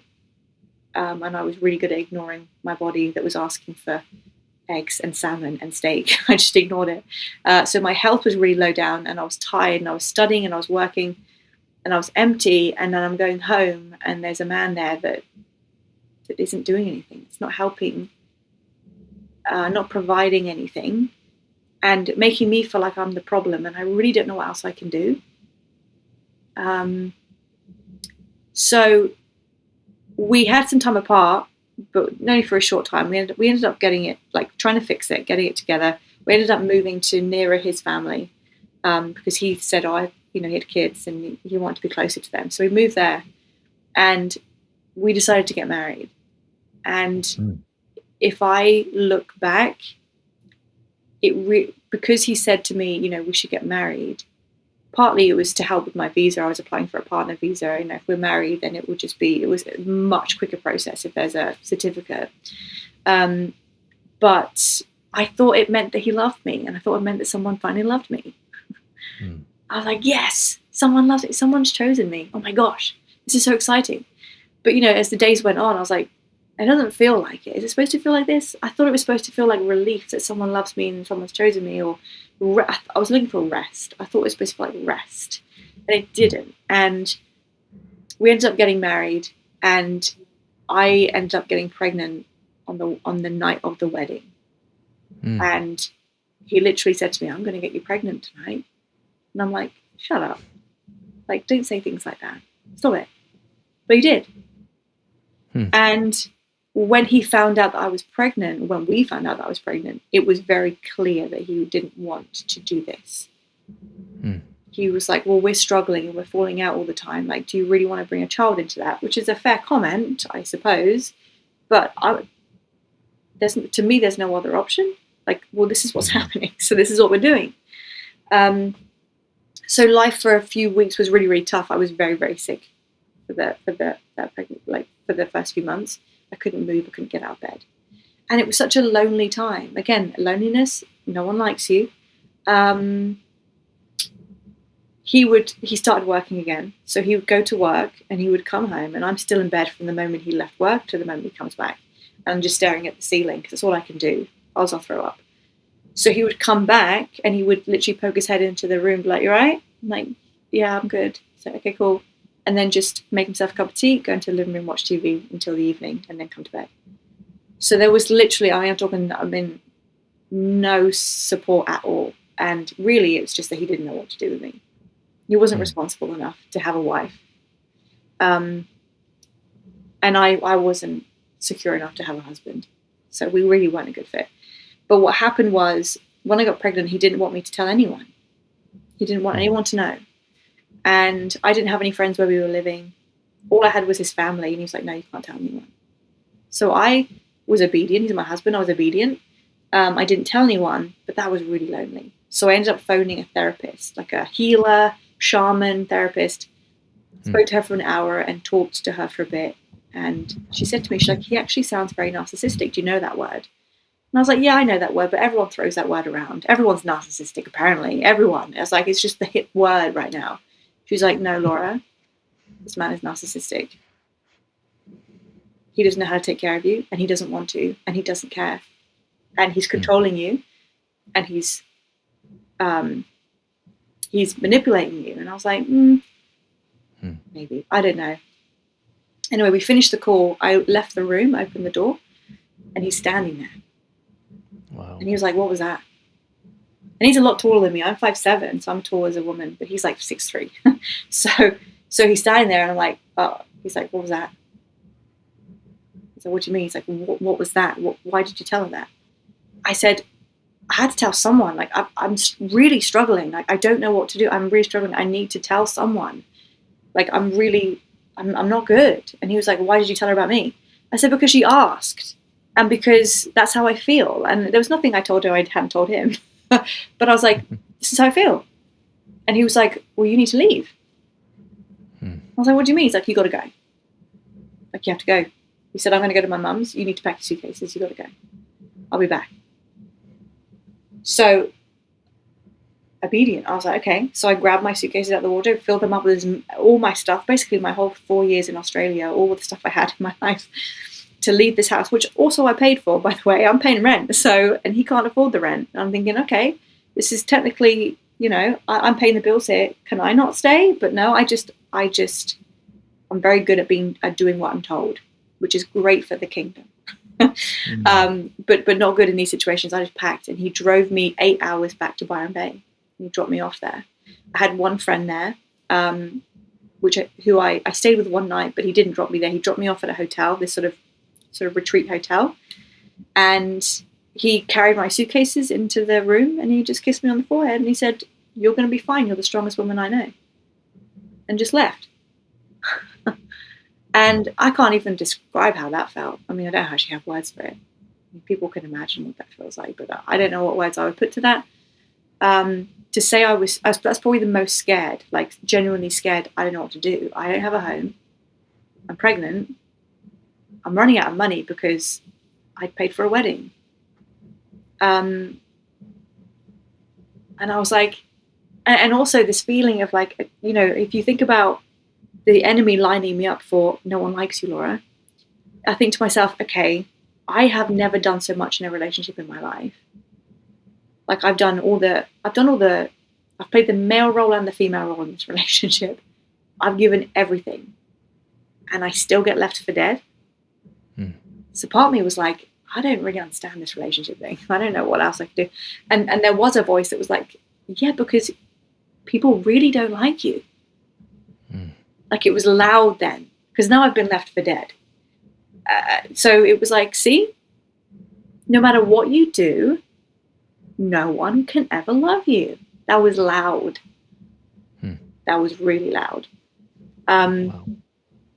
So I felt I had no choice but to go through an abortion, which was, as a Christian now, I tell you the repentance of that. Any woman that's gone through that, there's a repentance there. It changes you. There is no way you're coming back normal. But I decided to do it, and okay, I did it. I did it in a hotel room. I didn't have anyone, so I took the tablet at like 8 a.m, and that puts you into labor, which they don't tell you. So the pain started around 10, and the pain ended at about 8 p.m. I've never been in so much pain in my life, ever. And the fact that they don't tell you is, whatever. It was my choice, and I can't, But there was a moment where I was in so much pain. For hours, I was just going from like lying on the bed to lying on the bathroom floor to lying on the bedroom floor to lying in the shower, and I just circled my hotel room for hours. And I saw myself in the mirror, and it scared me. What I looked like was scary. I was like, I was being tortured. Is what it felt like, which is childbirth, but you don't get anything at the end of it.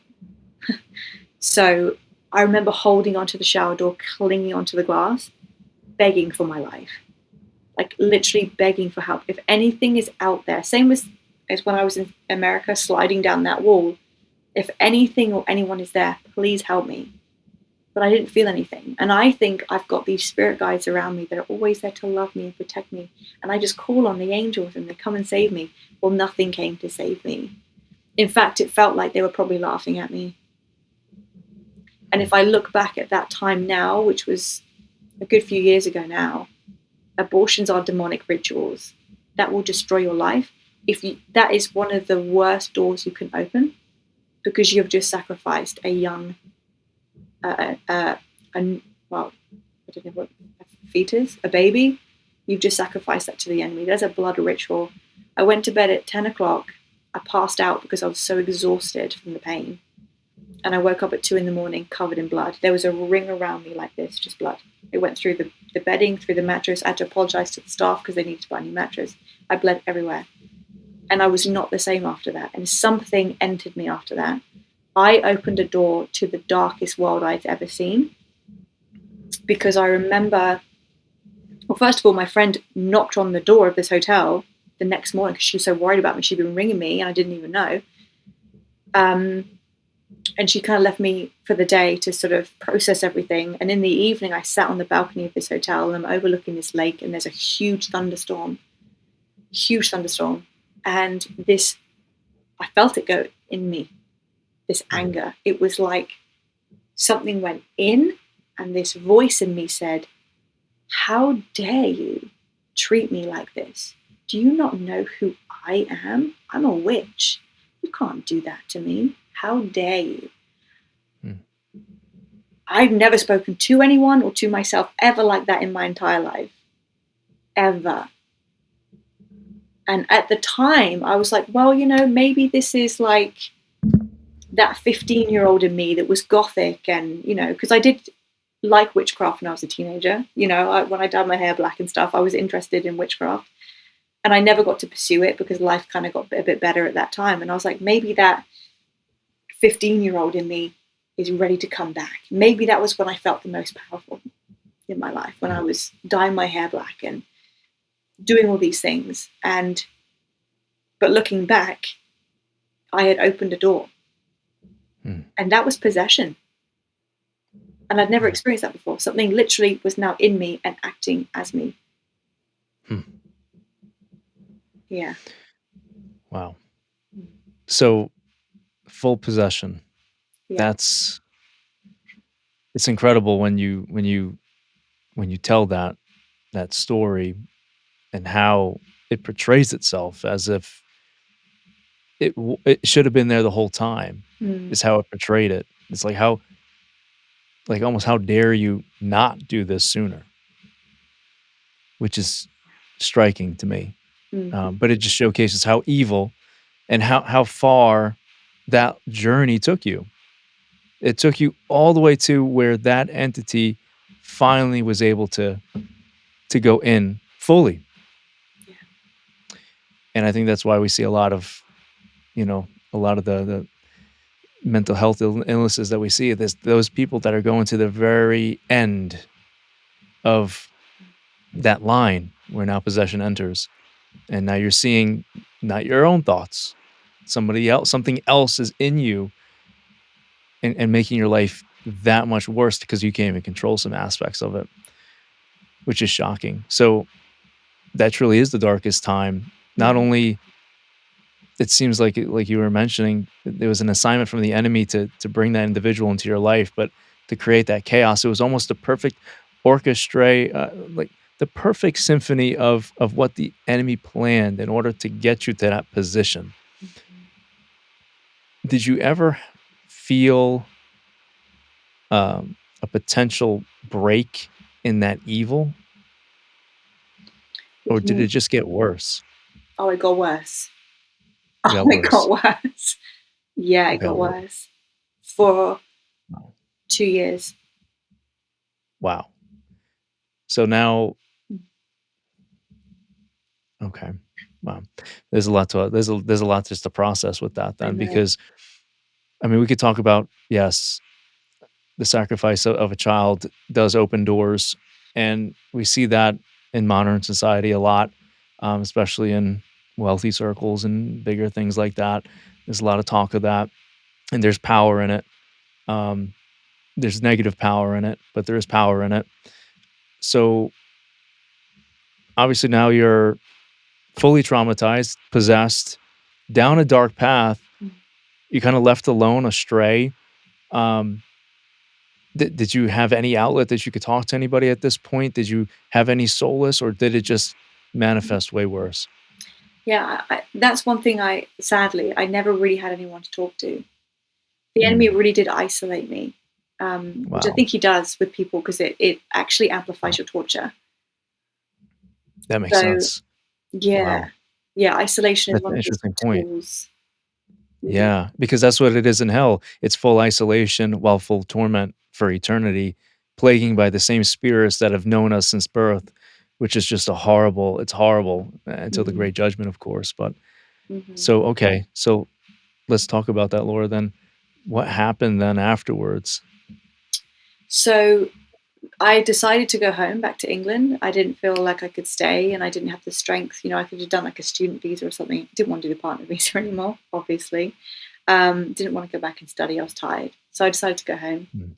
And I didn't want to. I was like, no, I still want to be in Australia. But I didn't feel like I had a choice. So I went home and I stayed with my mum for a few months. And I really did seek help. Like I remember going to her. I had so many regrets doing that, obviously. I mean, what woman, like, obviously. And I remember going to her and being like, Mum, I wish I never did that. I wish I never, and I just was crying. And she just was like, well, you can't think like that. And just turned on her heels and walked away. That was my childhood, right? So there's really no one to like sink into and cry. So I think I would say I probably went into survival. I have to survive, that's what I have to do. So I started, I was still doing my work, but I started focusing, like, I'll do my work, get more clients, get back into it a bit more.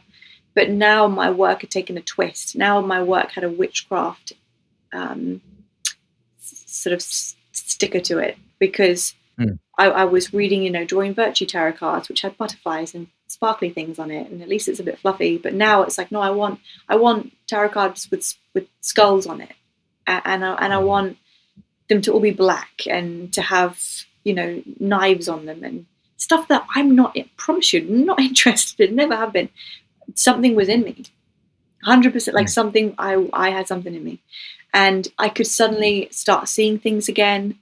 I started seeing, like, really clearly now, being able to see demons, I guess, like demons that pose as mythological creatures. Like I saw Medusa. I remember I was doing a tarot reading, and I lit some candles, and I bought this cauldron. I was really going for a witchy vibe, and I guess it became like a seance, and I shut all the lights off, and I felt the presence of something come into the room, and I looked up, and there was this woman standing in front of me with this sort of snakes, and I'm like, and something pushed, like tapped the back of my head and pushed my head down like this. And as that happened, I remember thinking to myself, oh my gosh, yeah, you're not supposed to look at Medusa in the eyes, are you? And I was like, oh my gosh. So I'm there like this, and I feel her walking around the table, and I'm just like, wow. And I thought I'm become more powerful than ever. That's what I'm thinking. I can now see these things. That's what I thought, but no, it was just, I had so many things on me. So I was now doing spells and witchcraft and tarot readings using these types of beings. And I was buying like statues of these deities. They're called deities, right? Statues of these deities. I started working with Hecate, the goddess of witchcraft, or the moon or something. I can't remember now. So it got quite dark. Statues of Lucifer, and I was interested in Persephone and Hades. Like the underworld became really interesting to me. I was seeking information on that. So now you're going so deep where it's normal. It's a normal part of life where you're looking at almost Luciferian items, artifacts, rituals, open doors, and you're expecting to see these entities, these creatures, manifest into these almost pagan gods, to provide you power in order to work on your craft. And you're thinking it's fine, right? It's fine. And not only thinking it's fine, you're thinking you want to see more of it because you want to go deeper within your calling, right? Yeah. Wow. Yeah. Wow. So you're seeing all these creatures, you're having these idols, these statues, these deities coming, and when you got these items, did the items bring in other things too? I would imagine so. Yeah, I'd say I would yeah, think so too. probably. Wow, yeah. Yeah. Okay. Yeah. Yeah.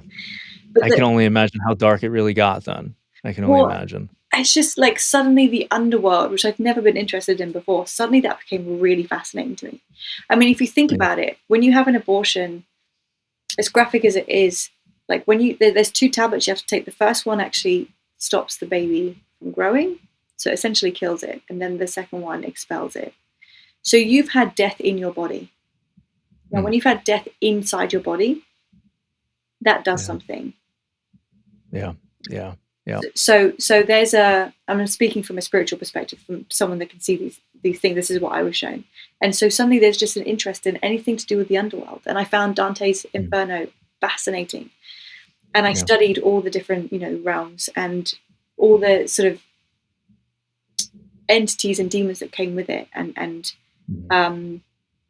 my sister did say to me, like, are you okay?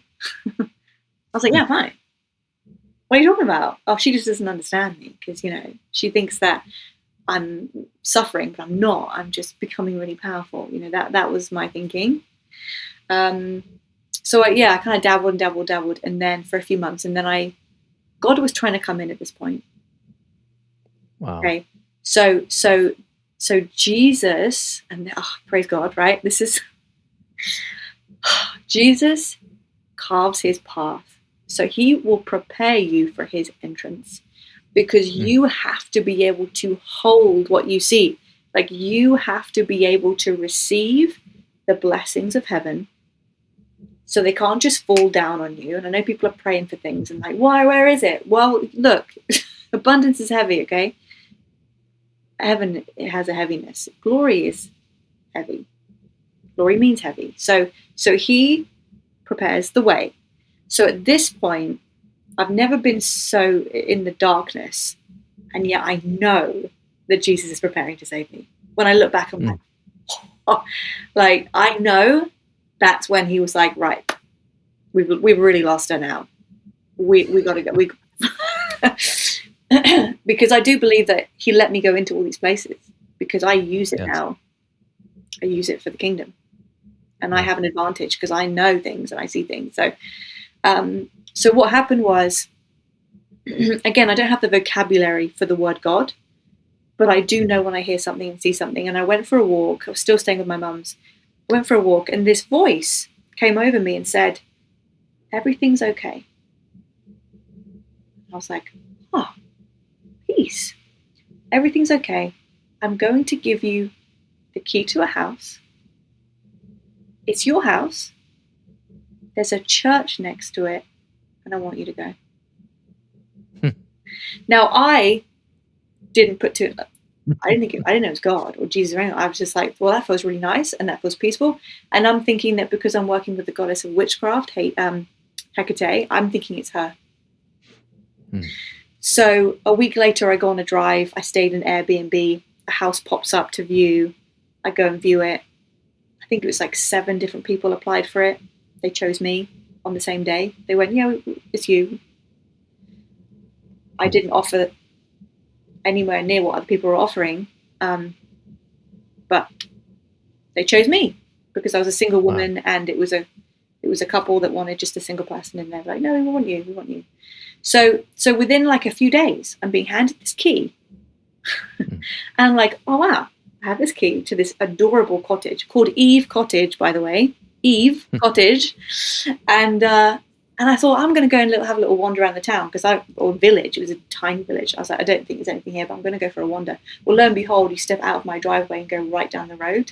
Within 20 seconds, there's a church right there. So I would sit outside at night and hear the church bells ringing. Okay, so God was preparing me.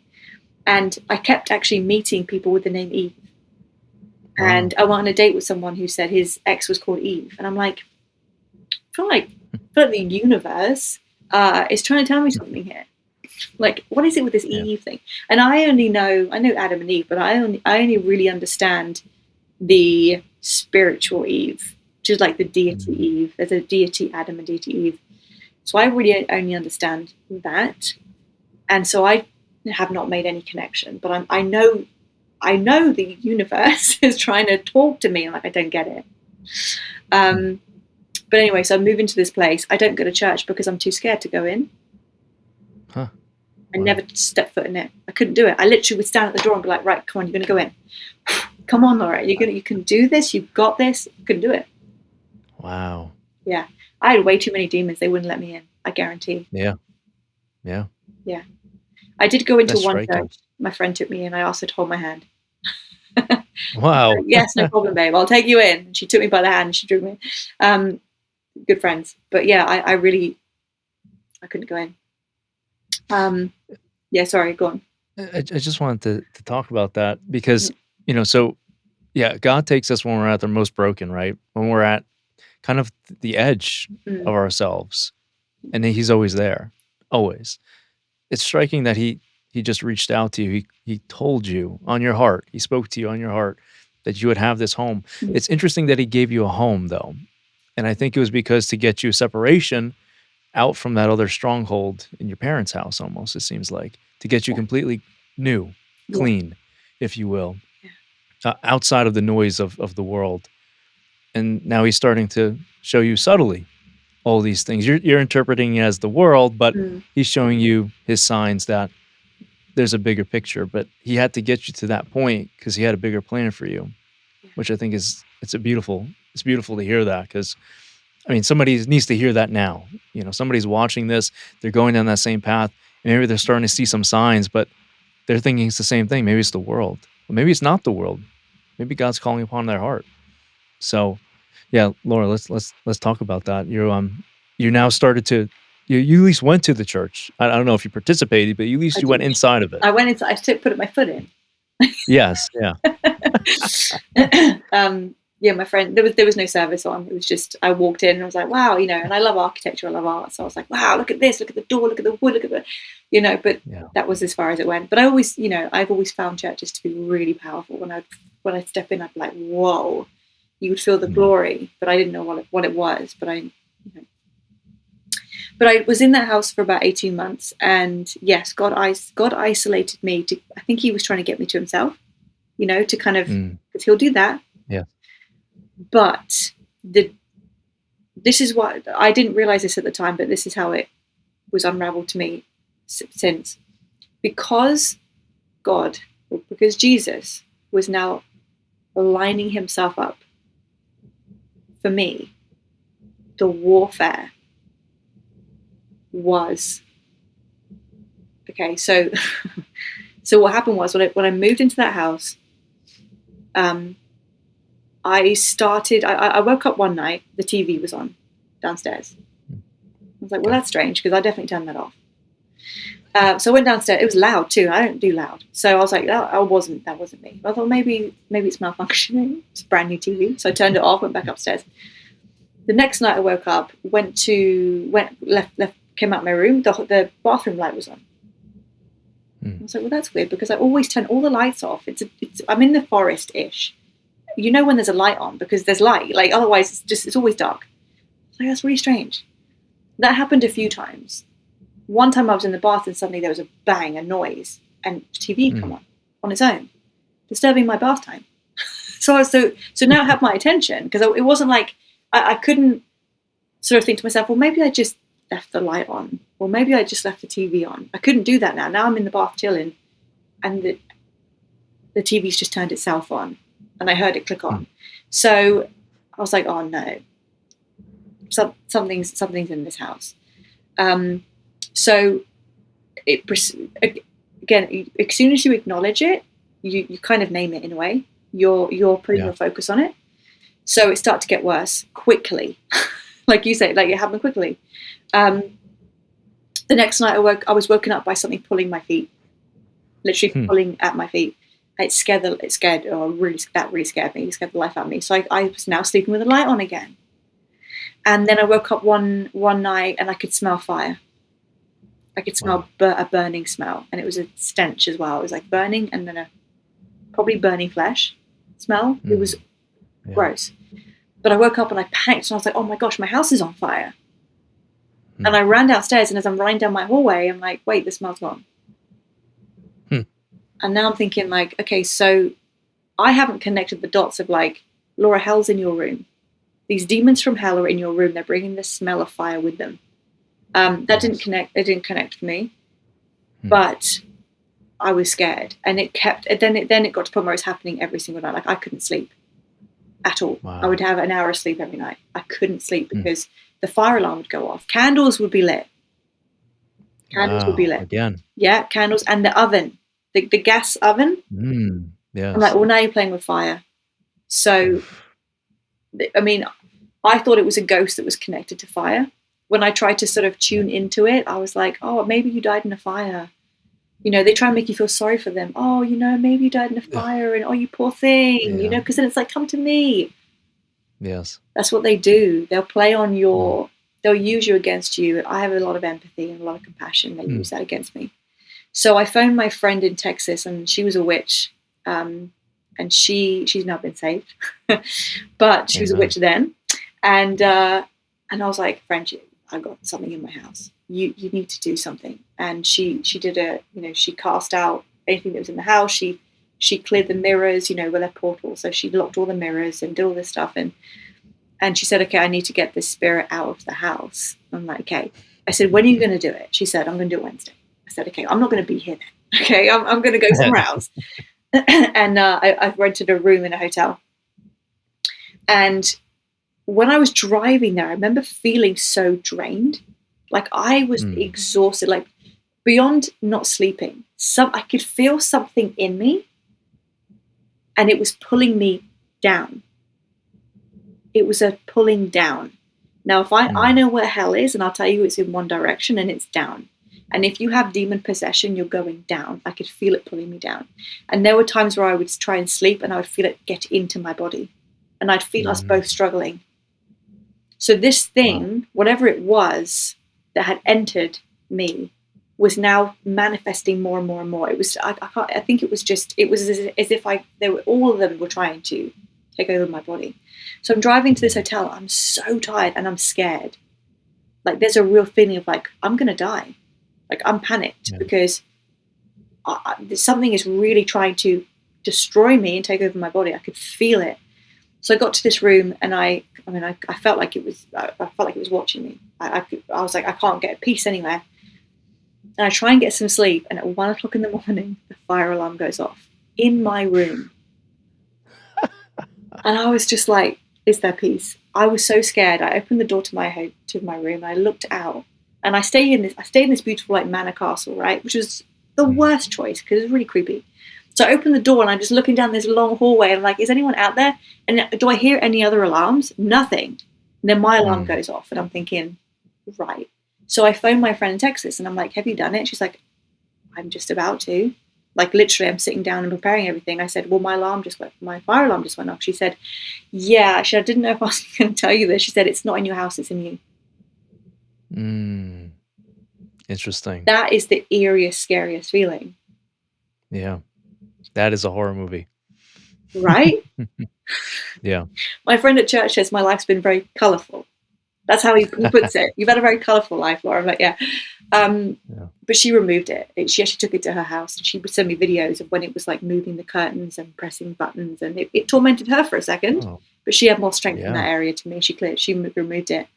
So I went home and I got sleep. Like I managed to sleep, and it wasn't coming back. I had a little bit of like stress from it, and I feel like I was, can I sleep? Am I allowed? Is it gonna, but if nothing came back. But then again, I needed to find, like I thought, I cannot get into a place like this again. I can't call on my friend every 2 weeks because something's trying to take over my body. I need to learn this industry. I need to learn witchcraft. I need to learn how this stuff works. So that's what I did. I started to learn about spells, witchcraft, candle magic, herbs, spices, all that kind of stuff. And so that was a road I went down for probably about a year, and that was my way of taking control. And then I would see all kinds of things, ghosts. These things would come to me. I could see them all lined up outside my house. And I thought, they're all ghosts, and they're here to see me, and they're here to talk to their loved ones. Nonsense. Absolute nonsense. And I would just sit in my room and talk to them. Oh wow! All the time. Communicate with them. Yeah. I thought I was Would a they talk to you? Yeah. Would they actually would they talk to you as well? Yes. In that form, whatever the form they were in? Yeah, it was normally like, oh, I'm so-and-so's uncle. I'm so-and-so's grandma. I'm this person's son. Yeah. And I would sit and talk to them for hours. Wow, for hours. Hours and hours. And no fear upon your heart. Nothing. At that point. No. I felt like I was in control and I was powerful because I can speak to dead people. Like that's really what it felt like. Yeah. So, yeah, I played around with that, and then I think the final straw was after that incident. I had 2 bedrooms in that house, office and bedroom. Well, that's tormented. That's just like I've got PTSD from that bedroom now. So I switched my rooms over. So now my office is in my old room, and my bedroom is now in my old office. I thought, okay, fresh start. There's no one's going to wake me up in this room, fresh start.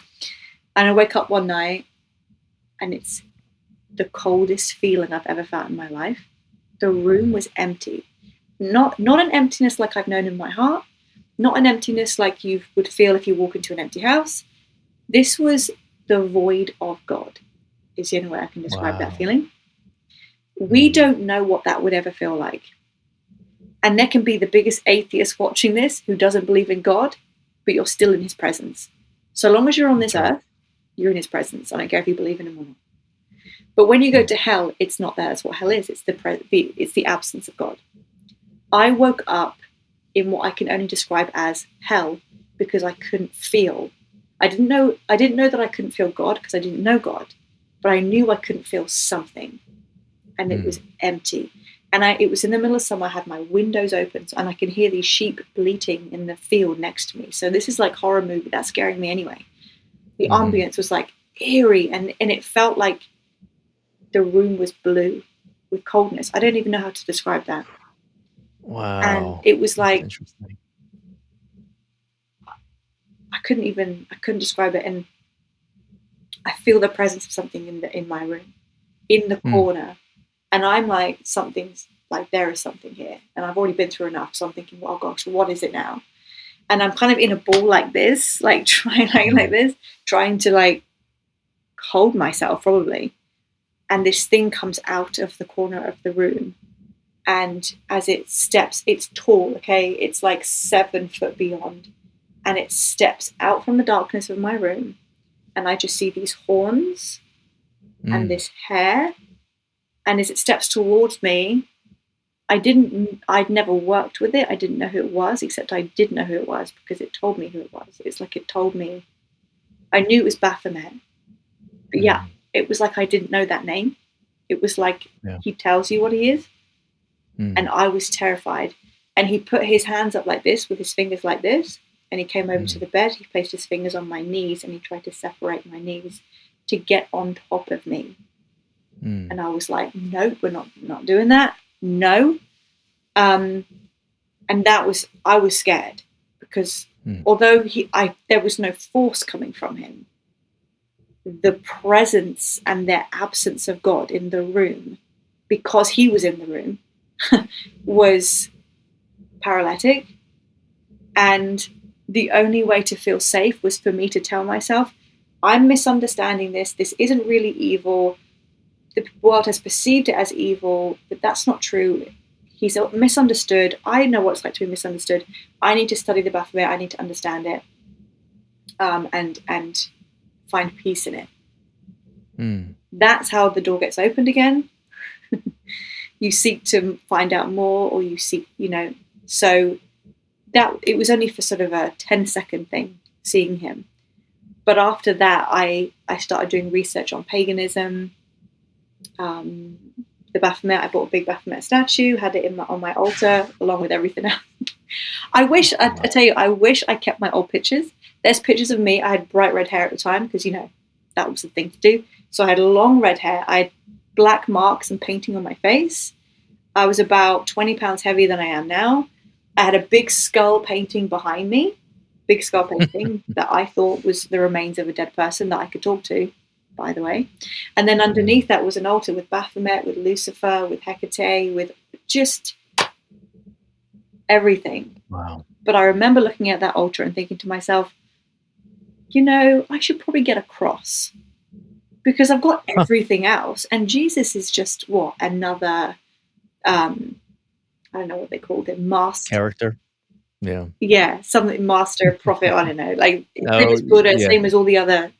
Yeah, the Christ consciousness and all that. Yeah. Yeah. So I was like, I should probably get a cross because, I have everything else. And he's the same as all the other, it's all the same thing. So I should probably, get that. So I know that Jesus was preparing an entrance really clearly at that time. And I was 33.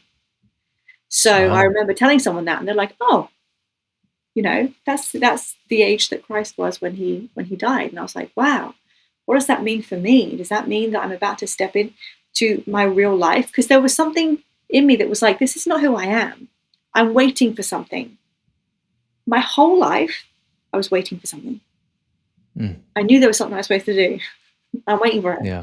And so I was like, oh, well, maybe it's finally going to happen. If that's a powerful number, 33, and so his name was starting to come into the room. Yep. That was the start of it. That's the start of it. But you had to go all the way. Oh, you went all the way. All the way, because if you're going to do it, you're going to do it. So I went that's right. The way down. Yeah. Yeah.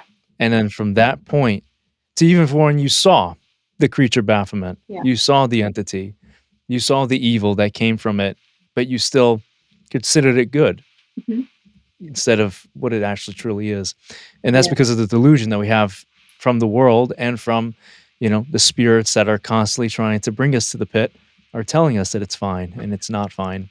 So now all of a sudden, the cross enters into your craft, and his name is uttered now.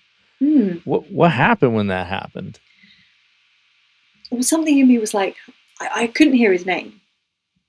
First of Oh, all, interesting. I couldn't hear it. Huh. Yeah, I struggled with that. Yeah, I could hear the word. I can hear God. I started to, instead of saying the universe. I remember saying to my friend on a dog walk once, I was like, I don't want to say the universe anymore. I think I'm going to say God. It just feels more right. So Yes. God and Jesus was starting to come through, save me. And what happened was I started to feel like I wanted to go, I was seeking something now. There was something that was on my heart that was like, you're really close to discovering what that thing is. I could feel it. I was like, it's here. There's something, I'm missing the point somewhere. I was like, I really am. I'm missing the point. I'm missing it. And I was like, I'm so close to figuring out what this is. And I went to a cafe one day, and this older gentleman came up to me and started talking to me and spoke to me for like an hour. He was a vicar. Huh. And he was talking to me, and he was telling me stuff that was biblical, but I fully understood what he was saying. And he was mesmerized by the fact that I understood what he was saying. So he would say something biblical, and I'd say, oh yeah, so you mean like this? And he'd go, oh, Laura, you understand me. Like, this is amazing. He was blown away by the fact that I could understand him. I think he had a life where no one really listened to him. I don't know. But we had this conversation for an hour, and he seemed to be really happy to speak to me. And then he said to me, do you have a Bible? And I was like, no, I don't have one. And he said, well, are you going to be here tomorrow? Can you meet me here tomorrow we'll have a coffee, and I'm going to bring you a Bible. And he did. And so that was how my Bible, which is there, which is now highlighted and marked and everything, he gave me my first Bible. So he gave me that. And then not long after that, I decided to actually pack up and go back to Australia and just do a year there and close that chapter, because I felt like I had to leave in such a hurry. A lot of people didn't know I'd even left. I had friends that were like, where did you go? Are you not living here anymore? It was just a real hurry to leave. And I thought to myself, this is what I'm going to do. I'm going to sell all my things. I'm going to get a tiny apartment, the smallest one I can find, and live a really minimalistic life. I don't want anything. I don't want stuff. And I'm going to find what I'm looking for. And I'm going to go to Australia, and I'm going to find it, and not come back until I found it. So I got on a plane, and when I got there, I stayed in an Airbnb, looked at places, found an apartment in a beautiful area right by the beach. Very small, not a lot of stuff. Kitchen was like this big. But yeah, you pay a lot of money because it's right at the beach. So, it's not like I saved any money. It was like this tiny shoebox. It was really expensive. But I was like, it's fine, because I'm not going to buy any furniture. I'm not going to buy any clothes. I'm literally, all my money will go on my bills and my rent. I'm not buying a car. I'm not having any extras. I just wanted the most simple life. I was craving a simple life. So my days look like going to the beach in the morning, having a swim, doing a bit of meditation, listening to Abraham Hicks, manifesting, and all this kind of stuff. I was finishing off a book that I was writing at the time, so I was doing that. And I'm fully immersed in breathwork, women's circles, cacao ceremonies, everything, you name it. At this time, the enemy knew, because the enemy knows before we do, Jesus is coming. Because he threw everything at me. All the things, okay, how clever is this? All the things that I really wanted in my career, which was to be a yoga instructor, because that's part of the look, to run a retreat in Bali, to have a large social media following, to have a published book. All these things were what I equated to success in my career. In that year, I was given them all. So this is what happened. I'd been there for 2 months. And then one morning, I went to the beach, did my swim as usual. I'm sitting on the sand. And I'm feel this love, this feeling of love just wash over me from toes to nose, like a wave. And I'm thinking, is that the ocean? You know, the sand, the trees. You know, I'm a naturalist or naturalist as well. So, you know, I'm feeling the love of the earth, Mother Gaia. And then I'm like, no, this is not that. And as I'm sitting there, I'm like, whoa, like this is making me want to cry because I can feel this love. I feel someone next to me. And I'm like, there's someone here. So I turned over and sat there, just literally hands on knees like this, just smiling at me, was Jesus. Wearing a white robe that glows, by the way, like glows. And he's just there and he's just smiling at me. And I can't, first of all, you can't be in his presence for very long, especially not when you have what I've got on me.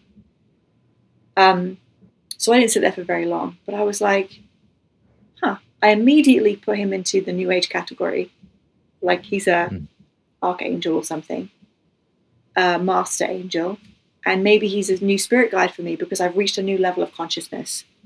And I was like, are you here for me? I don't understand. Are you here to help me?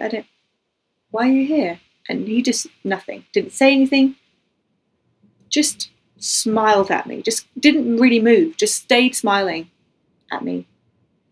And I was like, oh, I don't think I'm at a higher level of consciousness yet to be able to actually see him or hear him speak to me. So I got up and left. I didn't stay in his presence very long. I felt really uncomfortable, actually. Well, the demons in me felt really uncomfortable, actually. But what had happened, which I didn't realize at that time, is I was living an upside down life, an inverted life.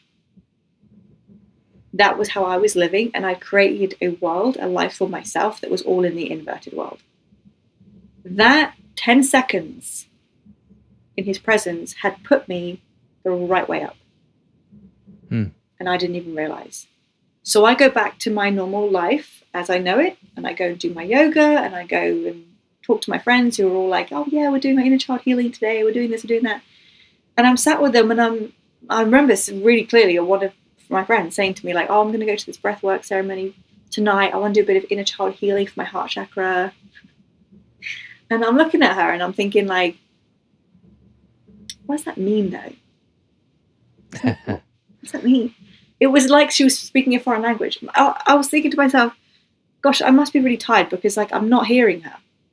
I didn't understand. And I've been in a child healing industry for like 8 years. I don't understand. Don't really understand. And I was like, okay, cool. She's like, do you want to come along? I was like, no, I'm good. I don't want to go. And then I remember feeling like, I don't think I want to do this healing thing anymore. It just feels a bit pointless. I don't really feel like we're healing anything. Because if we're healing something, then why do we keep going back for more? Isn't what's done? Isn't it finished? Wow. So, and this is language I'd never used before. I didn't understand it, but I was speaking a whole new language that no one understood me. But that's fine. People didn't like me. It's used to people not liking me, so that's fine.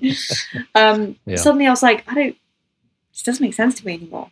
And I had a few people ask me if I wanted to host some things, and I was like, yeah, maybe. I don't want to do any healing. I'll host an event with you, like a retreat, but can I just do a talk? Can I speak and teach instead of do any healing? And they were fine with that. So I went to this event, and we had 3 hosts, me included. There was 12 guests in this villa. It's like a weekend retreat. And my friend has them all lined up doing breath work. I don't know if you've ever seen anyone do, but you probably have actually. Like breath work, it's like hyperventilation. And they're all like crying and they're all distorted from breathing funny. And like some of them, like their body's doing weird shapes. And I'm looking and I'm observing and I'm like looking around, looking at these people, and I'm thinking to myself, how is this healing? This looks traumatic. Why do we have to keep going back and reliving our past pain to heal? And I've been doing that for 8 years, and I certainly haven't healed. In fact, I feel worse than ever. And I used to love people, and actually now I hate people. And at this point, I hadn't spoken to my mum for 2 years. I cut my mum off when Wow. shortly after I moved into that house, because I was struggling to. I really struggled with her. I was like, you're not going to give me the nourishment that I need, so I can't keep trying to receive it from you. I'm just going to cut you off. And so I'm just like, actually, I used to love my mum and now I hate her. I used to love my friends and now I hate them. I used to love my family life and my childhood. Now I hate it and resent it. I haven't healed. I've gotten worse. Because, you play around with demons long enough, you become like them. Yep. So I was like, this isn't healing. And I thought to myself, this is demonic. And I'd never used that word before. I'd never even heard that word before. I was like, this looks like demons manifesting right in front of me, distorted and contorting, like this is demonic. Yep. So I was like, I don't want to do this anymore. And I kind of isolated myself from the group a little bit because I was like, I really want to go home, but I can't. I'm in the middle of nowhere in Australia. But after that, I was offered, this is where the enemy is like, I'm going to give you everything you've asked for now. So I was offered a place to do a retreat in Bali. Now, you do a retreat in Bali as a New Ager and you've made it. That's like the ultimate success. So a friend of mine said, do you want to host it with me? I was like, yes. Oh my gosh, in Bali for a week and I'm the host and I get to say I'm doing a retreat in Bali? Yeah, okay, let's do it. I said, I'll probably teach and not do the practices, but I'll do it. Well, anyway, as the weeks went on, I was like, I can't do it. It was so against my morals. And I was like, even if I'm there teaching it and not doing the healing, I'm still inviting people to a healing retreat, even if I'm not the one doing the healing. And there was something in me, I didn't know the scripture at the time, but you know how it talks about do not cause a brother to stumble? Mm-hmm. That was what was on my heart. Like, I might not be doing the healing, but I'm inviting people to do it with someone else. So what's the difference? Yeah. And so I phoned my friend. It was heavy on my shoulders. I phoned my friend. I was like, I can't do it. Like, what do you mean? We sold tickets. I'm like, yeah, I can't do it. I said, you could get someone else to do it. Like, you can get another host if you really want to. I can't do it. And she said, well, the people that are booked in have come from your clients. Because I had a pretty big following there. She was like, so they're your clients, they're your people. So, what are you going to do? You know them. And I was like, well, I'll refund them. I don't care. I think it was like $30,000 or something. Give it back. I don't want a penny of it. And if I have to pay interest or if I have to pay a charge, I'll pay it. I don't want a penny of that money, because to me it felt like blood money. And so the second that I said no to her, my shoulders relaxed. And then the second that I emailed them all, because I did that because they were my clients. So I emailed them and said, I'm really sorry, we're not doing it. Refund, refund, refund, refund, refund. I'm getting some air in my lungs now and I can breathe and it's okay. So that happened, and then I went viral. And if I look back, I'm like, that's hilarious. So the enemy is like, Jesus is coming quick, we're losing her. Get her to Bali, give her some money, get her to go viral, like give her loads of followers. I went from 3,000 followers to 150,000 followers in like a month. Wow. And then so that was on Instagram, and then on TikTok, I went viral too. I went from like 500 followers to something like 350,000 followers in 4 or 5 months, something really short.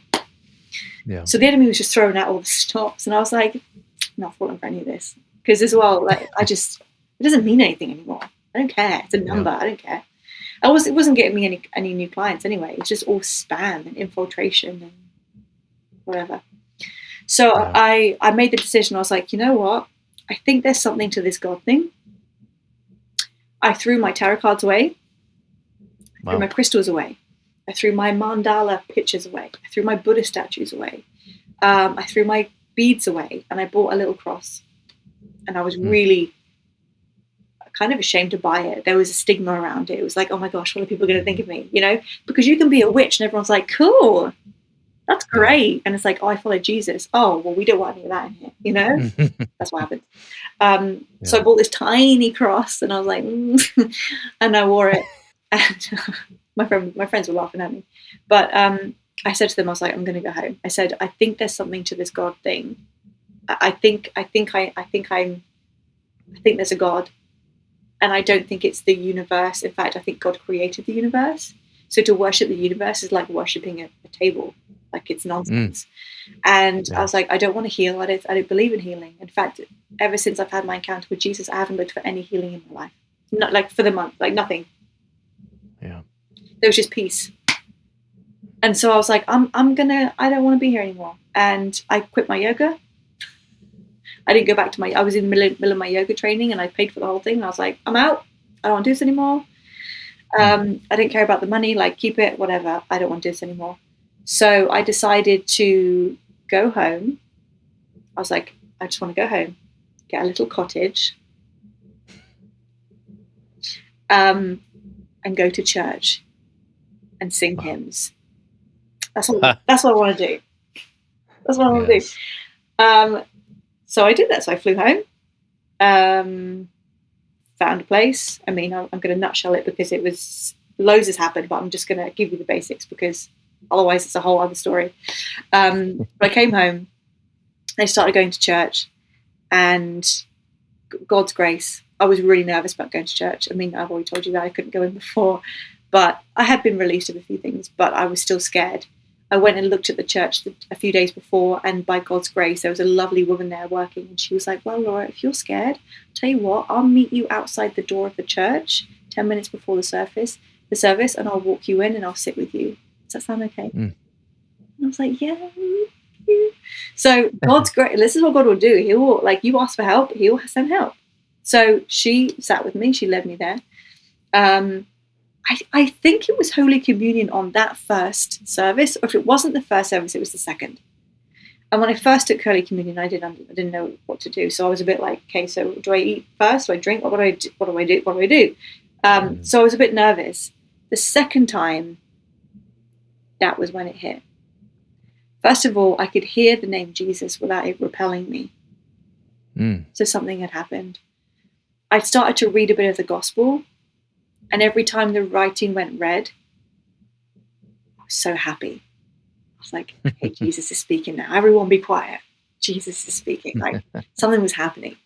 And I'd read parts of the Luke's gospel, and I'd read parts of the, bits. And every time I saw that it was going to get to the part where he was going to be crucified, I remember thinking, I don't know if I can read that.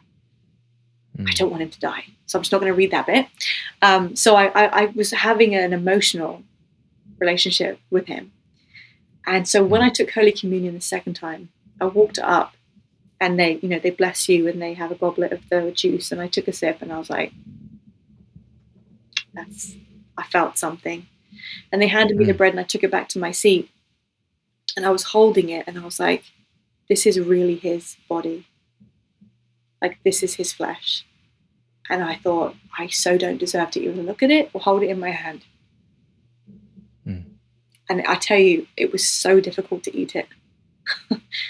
When you like trying to swallow, I was like, I put it in my mouth, I chewed it, and I tried to swallow it, and it was like it wanted to come back up. It was like, didn't want to go down. I didn't want to receive it, not because I have Jesus, but because I didn't deserve it.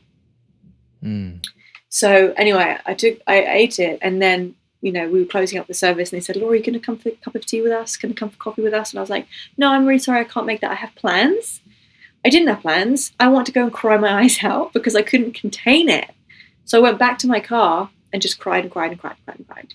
Like, sobbed my heart out. Jesus was in my heart completely. Like, I just couldn't stop crying. I was so in love with him. And someone who has a big heart and has always loved, but never had anyone to pour it into, I can't tell you how satisfying it was to have an infinite source, in a way, to pour my love into, and it could actually go somewhere. I was like, I can just love Jesus, and that's enough for me. I'm just going to love Jesus. So I'm like, oh my God, what's happening? I'm crying. I'm like trying to drive. So, I don't know the time span, maybe a week or so later, I played this song, Waymaker. Everyone knows Waymaker. So I played that song, never heard it before, cried my eyes out, and I was just like, gosh, I love Jesus so much, I don't even know what to do with myself, and I'm playing this song, I'm a mess. And I unwind, and I go to bed. I'm kind of turning my light out, and I feel this feeling of love, again in the room, and I'm like, I know who that is. And I haven't felt that feeling since the beach. So I'm like, I was like, Jesus is here. That's all I could feel, like Jesus is here. I opened my eyes, and he's standing right at the foot of my bed.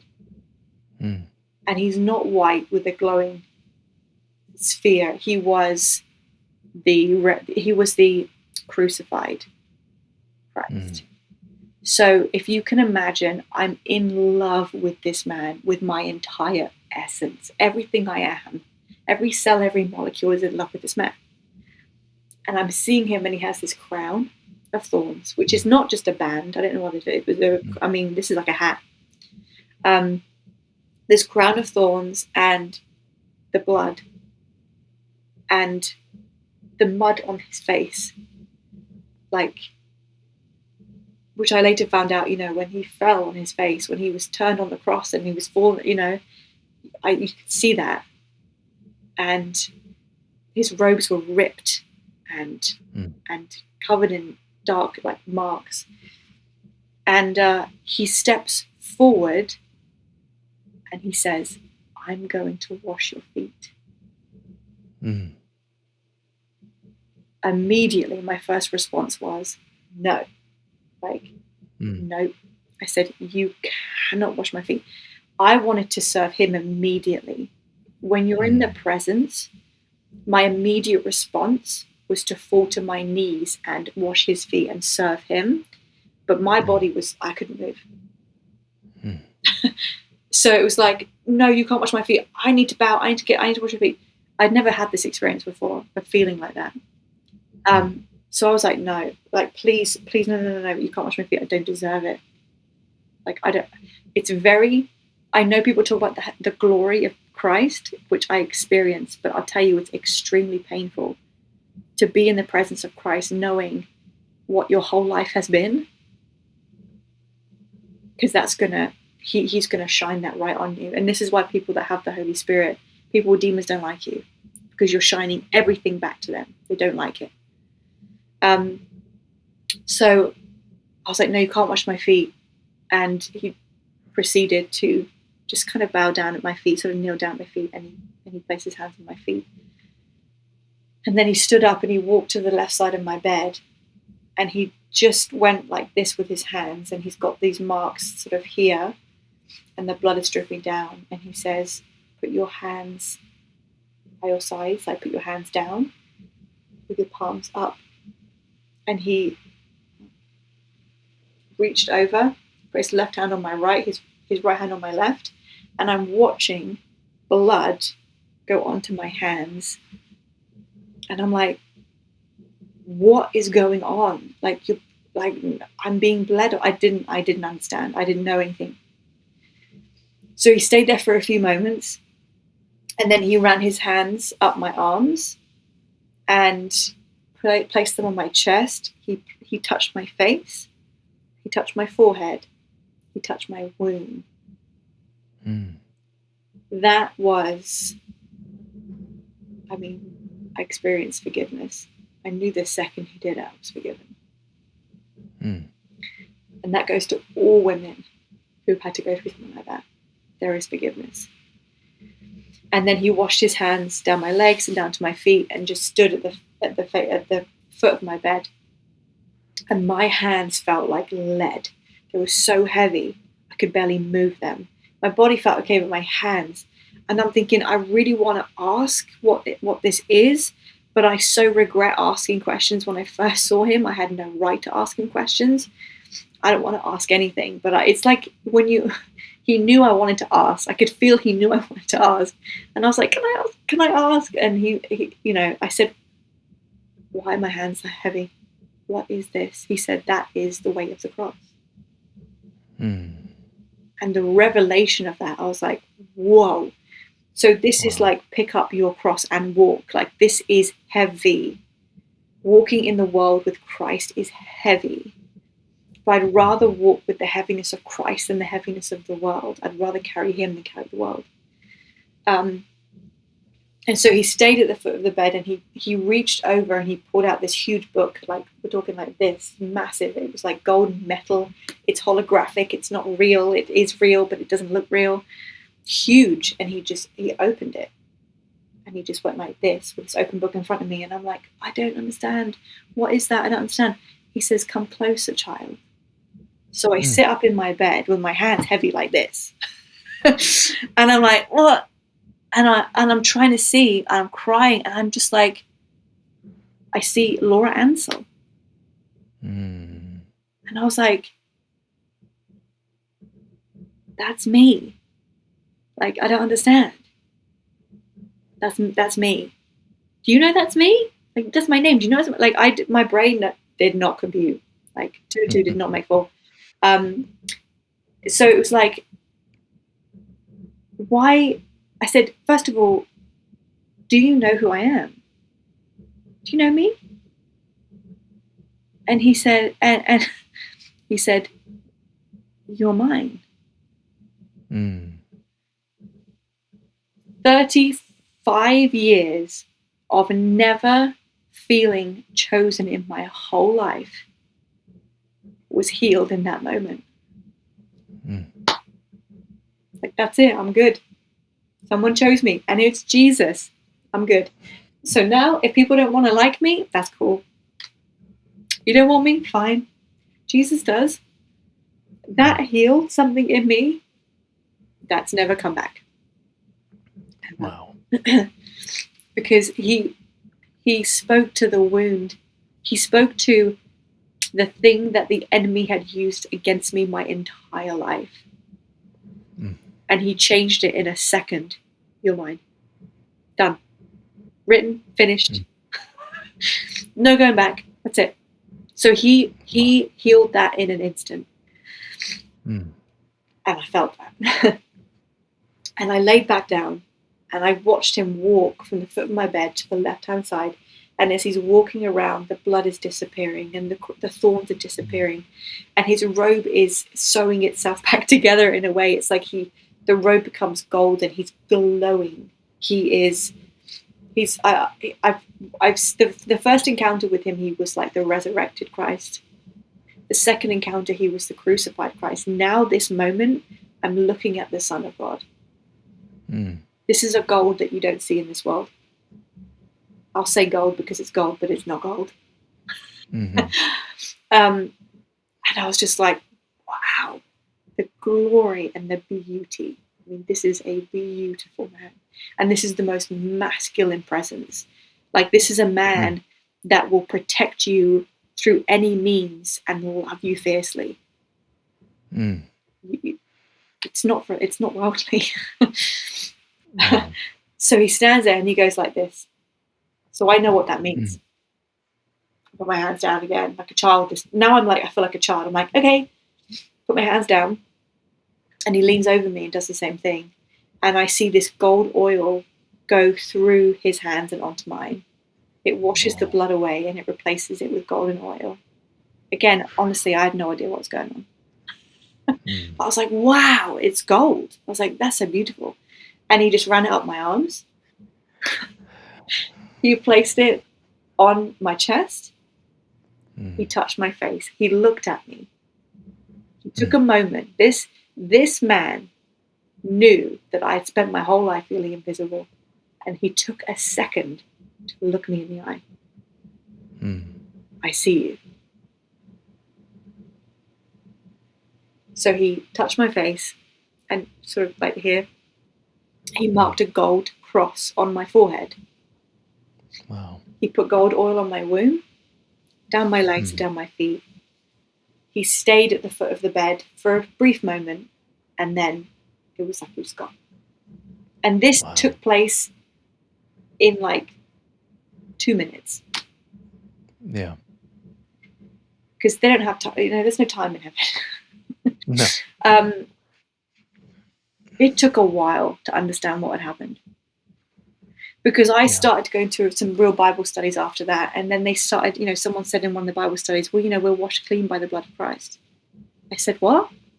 He said, we're washed clean by the blood of Christ. So what does that mean? He said, well, he cleanses you of your sins with his blood. And I was like, oh, right. Okay. I was like, oh my gosh, is that what he was doing? That's a thing? Like, I didn't even know. I was like, that's a thing? So he's washed me with his blood, me. He cleansed me, washed me of my sins. That's why I felt forgiven when he put his hand on my wound. He's washed me of my sins.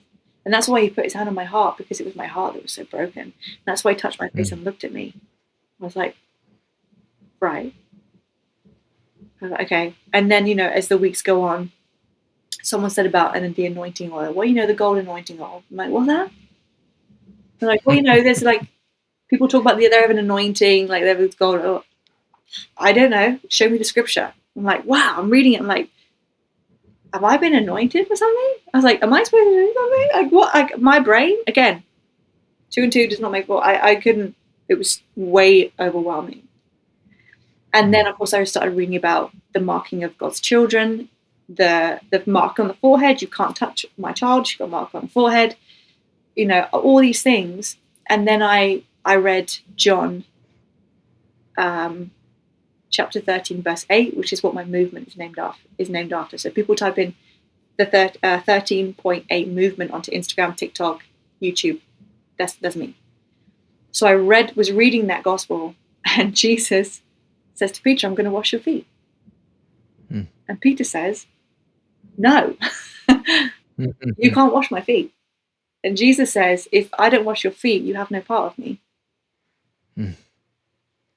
And so Peter lets him. But then Jesus says to him, now I want you to go out and wash, do this for others, wash the others' feet. And so it was quite clear to me, like, well, I've been given something, and I believe I need to go and do this for other people. I need to wash the feet of the nations. Like, I knew there was a calling on my life now, but I knew, I didn't tell anyone this story. I told one friend, no, 2 friends, one friend, one pastor. Didn't tell anyone else because I didn't understand it. But I knew I felt different. And I knew I had to give everything up because I built everything on the enemy, on the enemy's foundation. So I deleted my social media. I told my assistant I was going to do it. She's like, you've got like 250,000 followers. I'm like, yeah, no, I'm going to delete it. She's like, okay, are you sure? I'm like, yeah, I'm going to delete that. She's like, okay, what about your TikTok? You got 350,000 followers. Yeah, I'm going to delete that too. She's like, right. You don't want to just like start again? No. I don't take anything with me into my new life. I give it all up. It's not worth it. So I did. I deleted everything, deleted my website. I had to give up my house because I couldn't afford my rent. And I had to lean on the mercy of friends. I stayed with friends for months here, months there. God completely put me into rest. Completely rest. You're to do nothing. I'm taking care of you now. And when I started going to church, like properly in my local church here, God made it really clear to me, if you give me your life, like if you let me do what I need to do with it, I will provide for you, I will protect you, I will give you everything that you need, but you need to give me everything. And I did. I gave it all up. I gave everything that I had and lent on him completely, which, by the way, was the first moment of peace and rest I've ever had in my life. I'm like, finally, rest. This is what I needed. Like, I've been looking for this. And I mean, that's a whole other story. I've written a book about what happened afterwards, because a lot happened. I went into full-on warfare because I'd been baptized by Jesus himself. He hand delivered me personally. There's going to be some warfare with that. I had no money, no home, like nothing. So I went through a huge warfare, and I've written about that. But my life is for him. There is nothing else. And my life is a consistent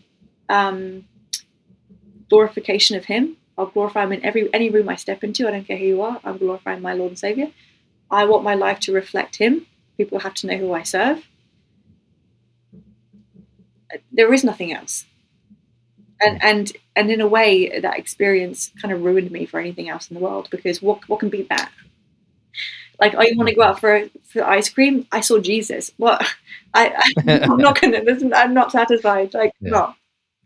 So Yeah. it took a lot. There was actually a bit of real sadness there, because there was really nothing in the world that could bring me any joy. I had a period of time where I had to really wait for God to show me fruitfulness in my life, where I could say, yeah, that was from God, and that was from God, and that, like, including this home, like, this was a gift from God. And Yes.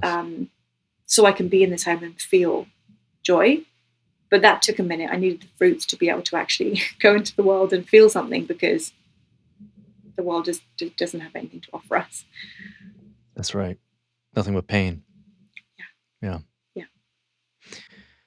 It's truly remarkable about how God just plucks us out, right, from the mire and the pit. Yeah. But not only that he washes us clean, but he anoints us, and he gives us a position in his kingdom that he allows us to do mighty works in his name. And that's what he's doing in your life, Laura. He's preparing the path for you. There's great abundance to come, and many souls to be saved by your testimony, by your witness to Christ, but also to your words, because your words have power. All of our words have power. We speak life and we speak death. And here on this show, we amplify the words of Christ, and we try to tell the nations to wake up, because the time is coming, and you're a testament to that, Laura, that your whole life is dead. The old Laura is dead, and you have a new name in Christ, and it's a wonderful story. It's a wonderful testament to just how he restores all of us if we give it up to him, though. And that's another part that's highlighted in your works of your books and all that. That's the next stage, and sometimes that's the hardest, right? It's to carry that cross, that heavy burden. But he makes sure that our yoke is easy and our burden is light, right? And if we abide in him, good fruits will come through, and we'll have that life maintained. But if we choose not to abide in him, that's where it becomes very challenging. And especially when you give everything up of the world, and the world keeps, nipping at your heels, saying, no, come back. There's nothing to miss there. The old world is just going to burn up anyway, so it doesn't really matter. But when you went and you had your encounter with Christ on the beach, you didn't even know who he was. You just thought he was some ascended master coming through. But when you felt the heaviness of that, truly, this is the King of Kings, and that weight kind of went through you, that's the reverence of God. That's the fear of the Lord, because you just want to serve him. Exactly what you said. I just want to serve at him, hand and feet. That it always says we fall at our face dead. And you couldn't have said it better. Yeah. I found out a few months ago that the word glory means heavy. And I didn't know that.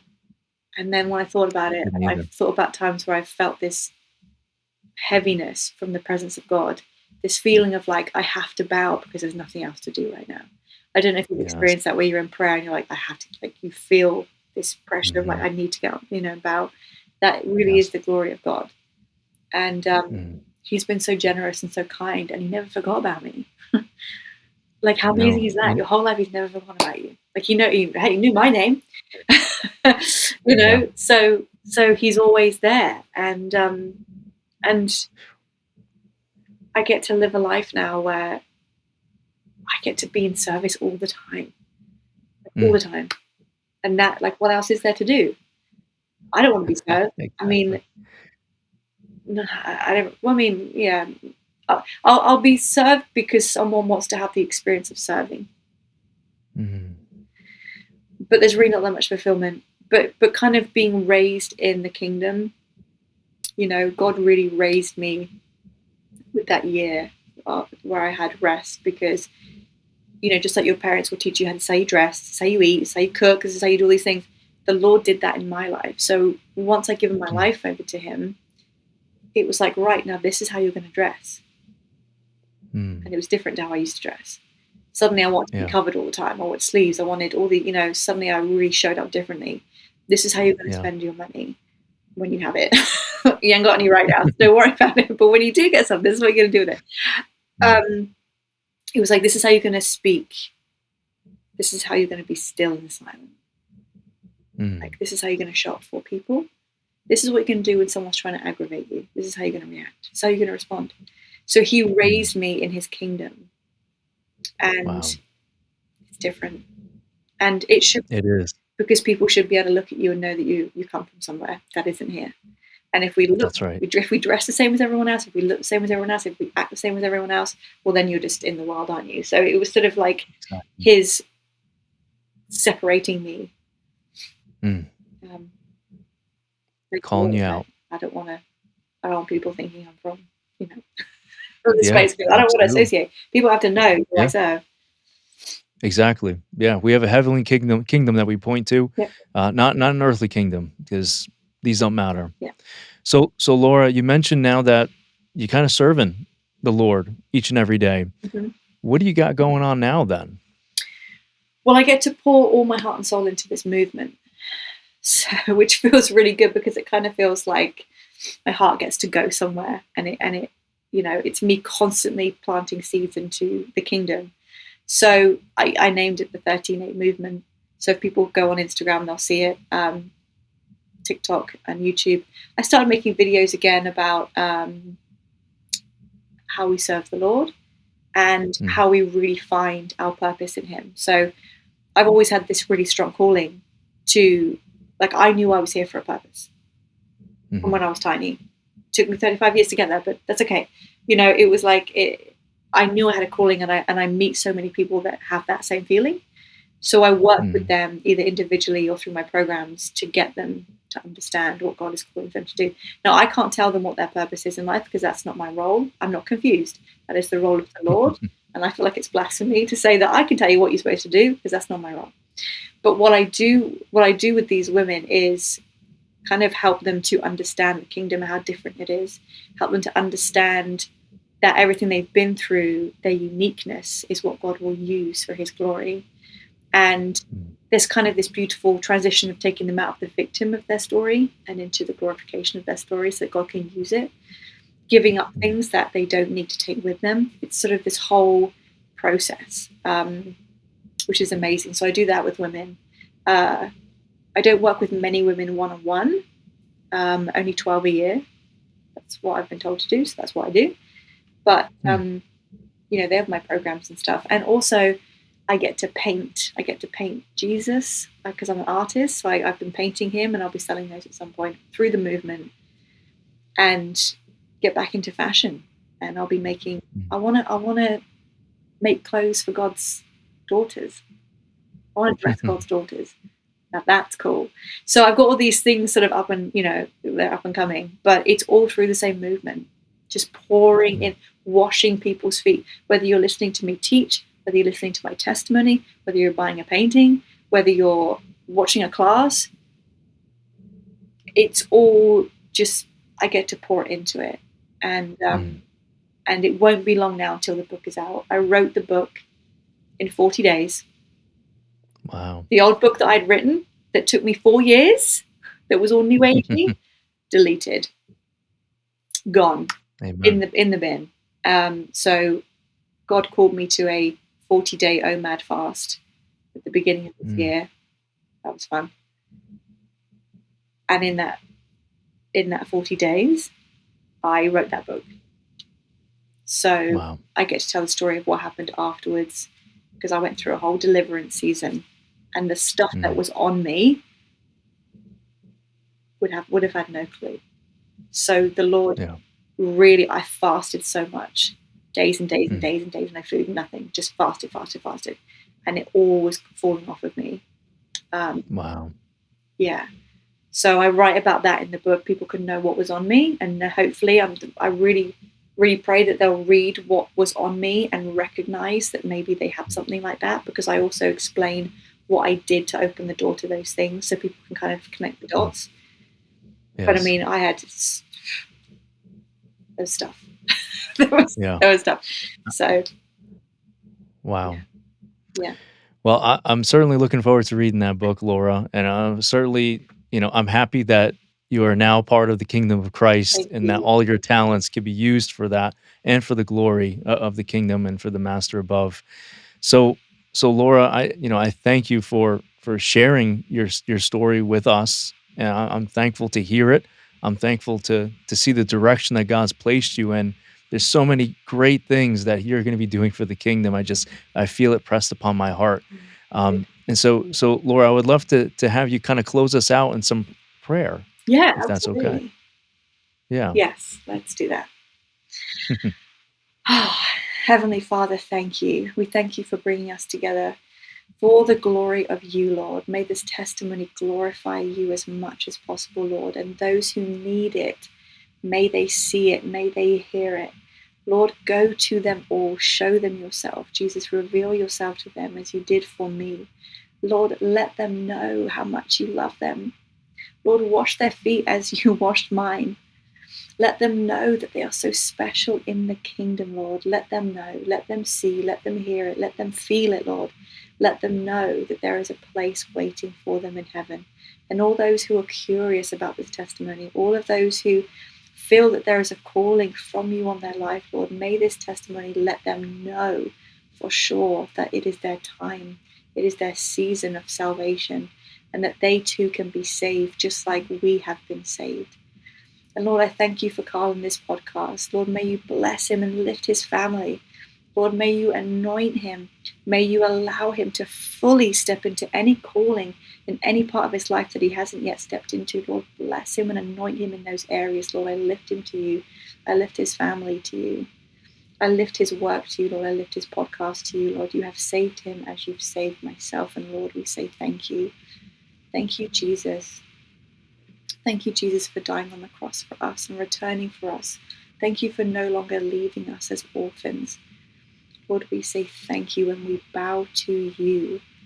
Lord, you are our Savior, and there is nothing that we can do without you. We can't do anything in this world without you holding our hand and you leading us, Lord. And so we ask you to lead us.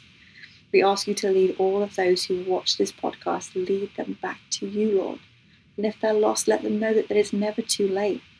If they feel like they've done too much to deserve your grace, Lord, prove them wrong. Show them that they have never moved too far away for the love of you. And Jesus, we know that you always go after that one lost sheep over the flock of 99, Lord. And I know the joy that you would experience in bringing that one sheep home, Lord. And through this testimony, may you find so many of your lost flock. May they hear your voice and know your name. May they know that you're calling them home, Lord.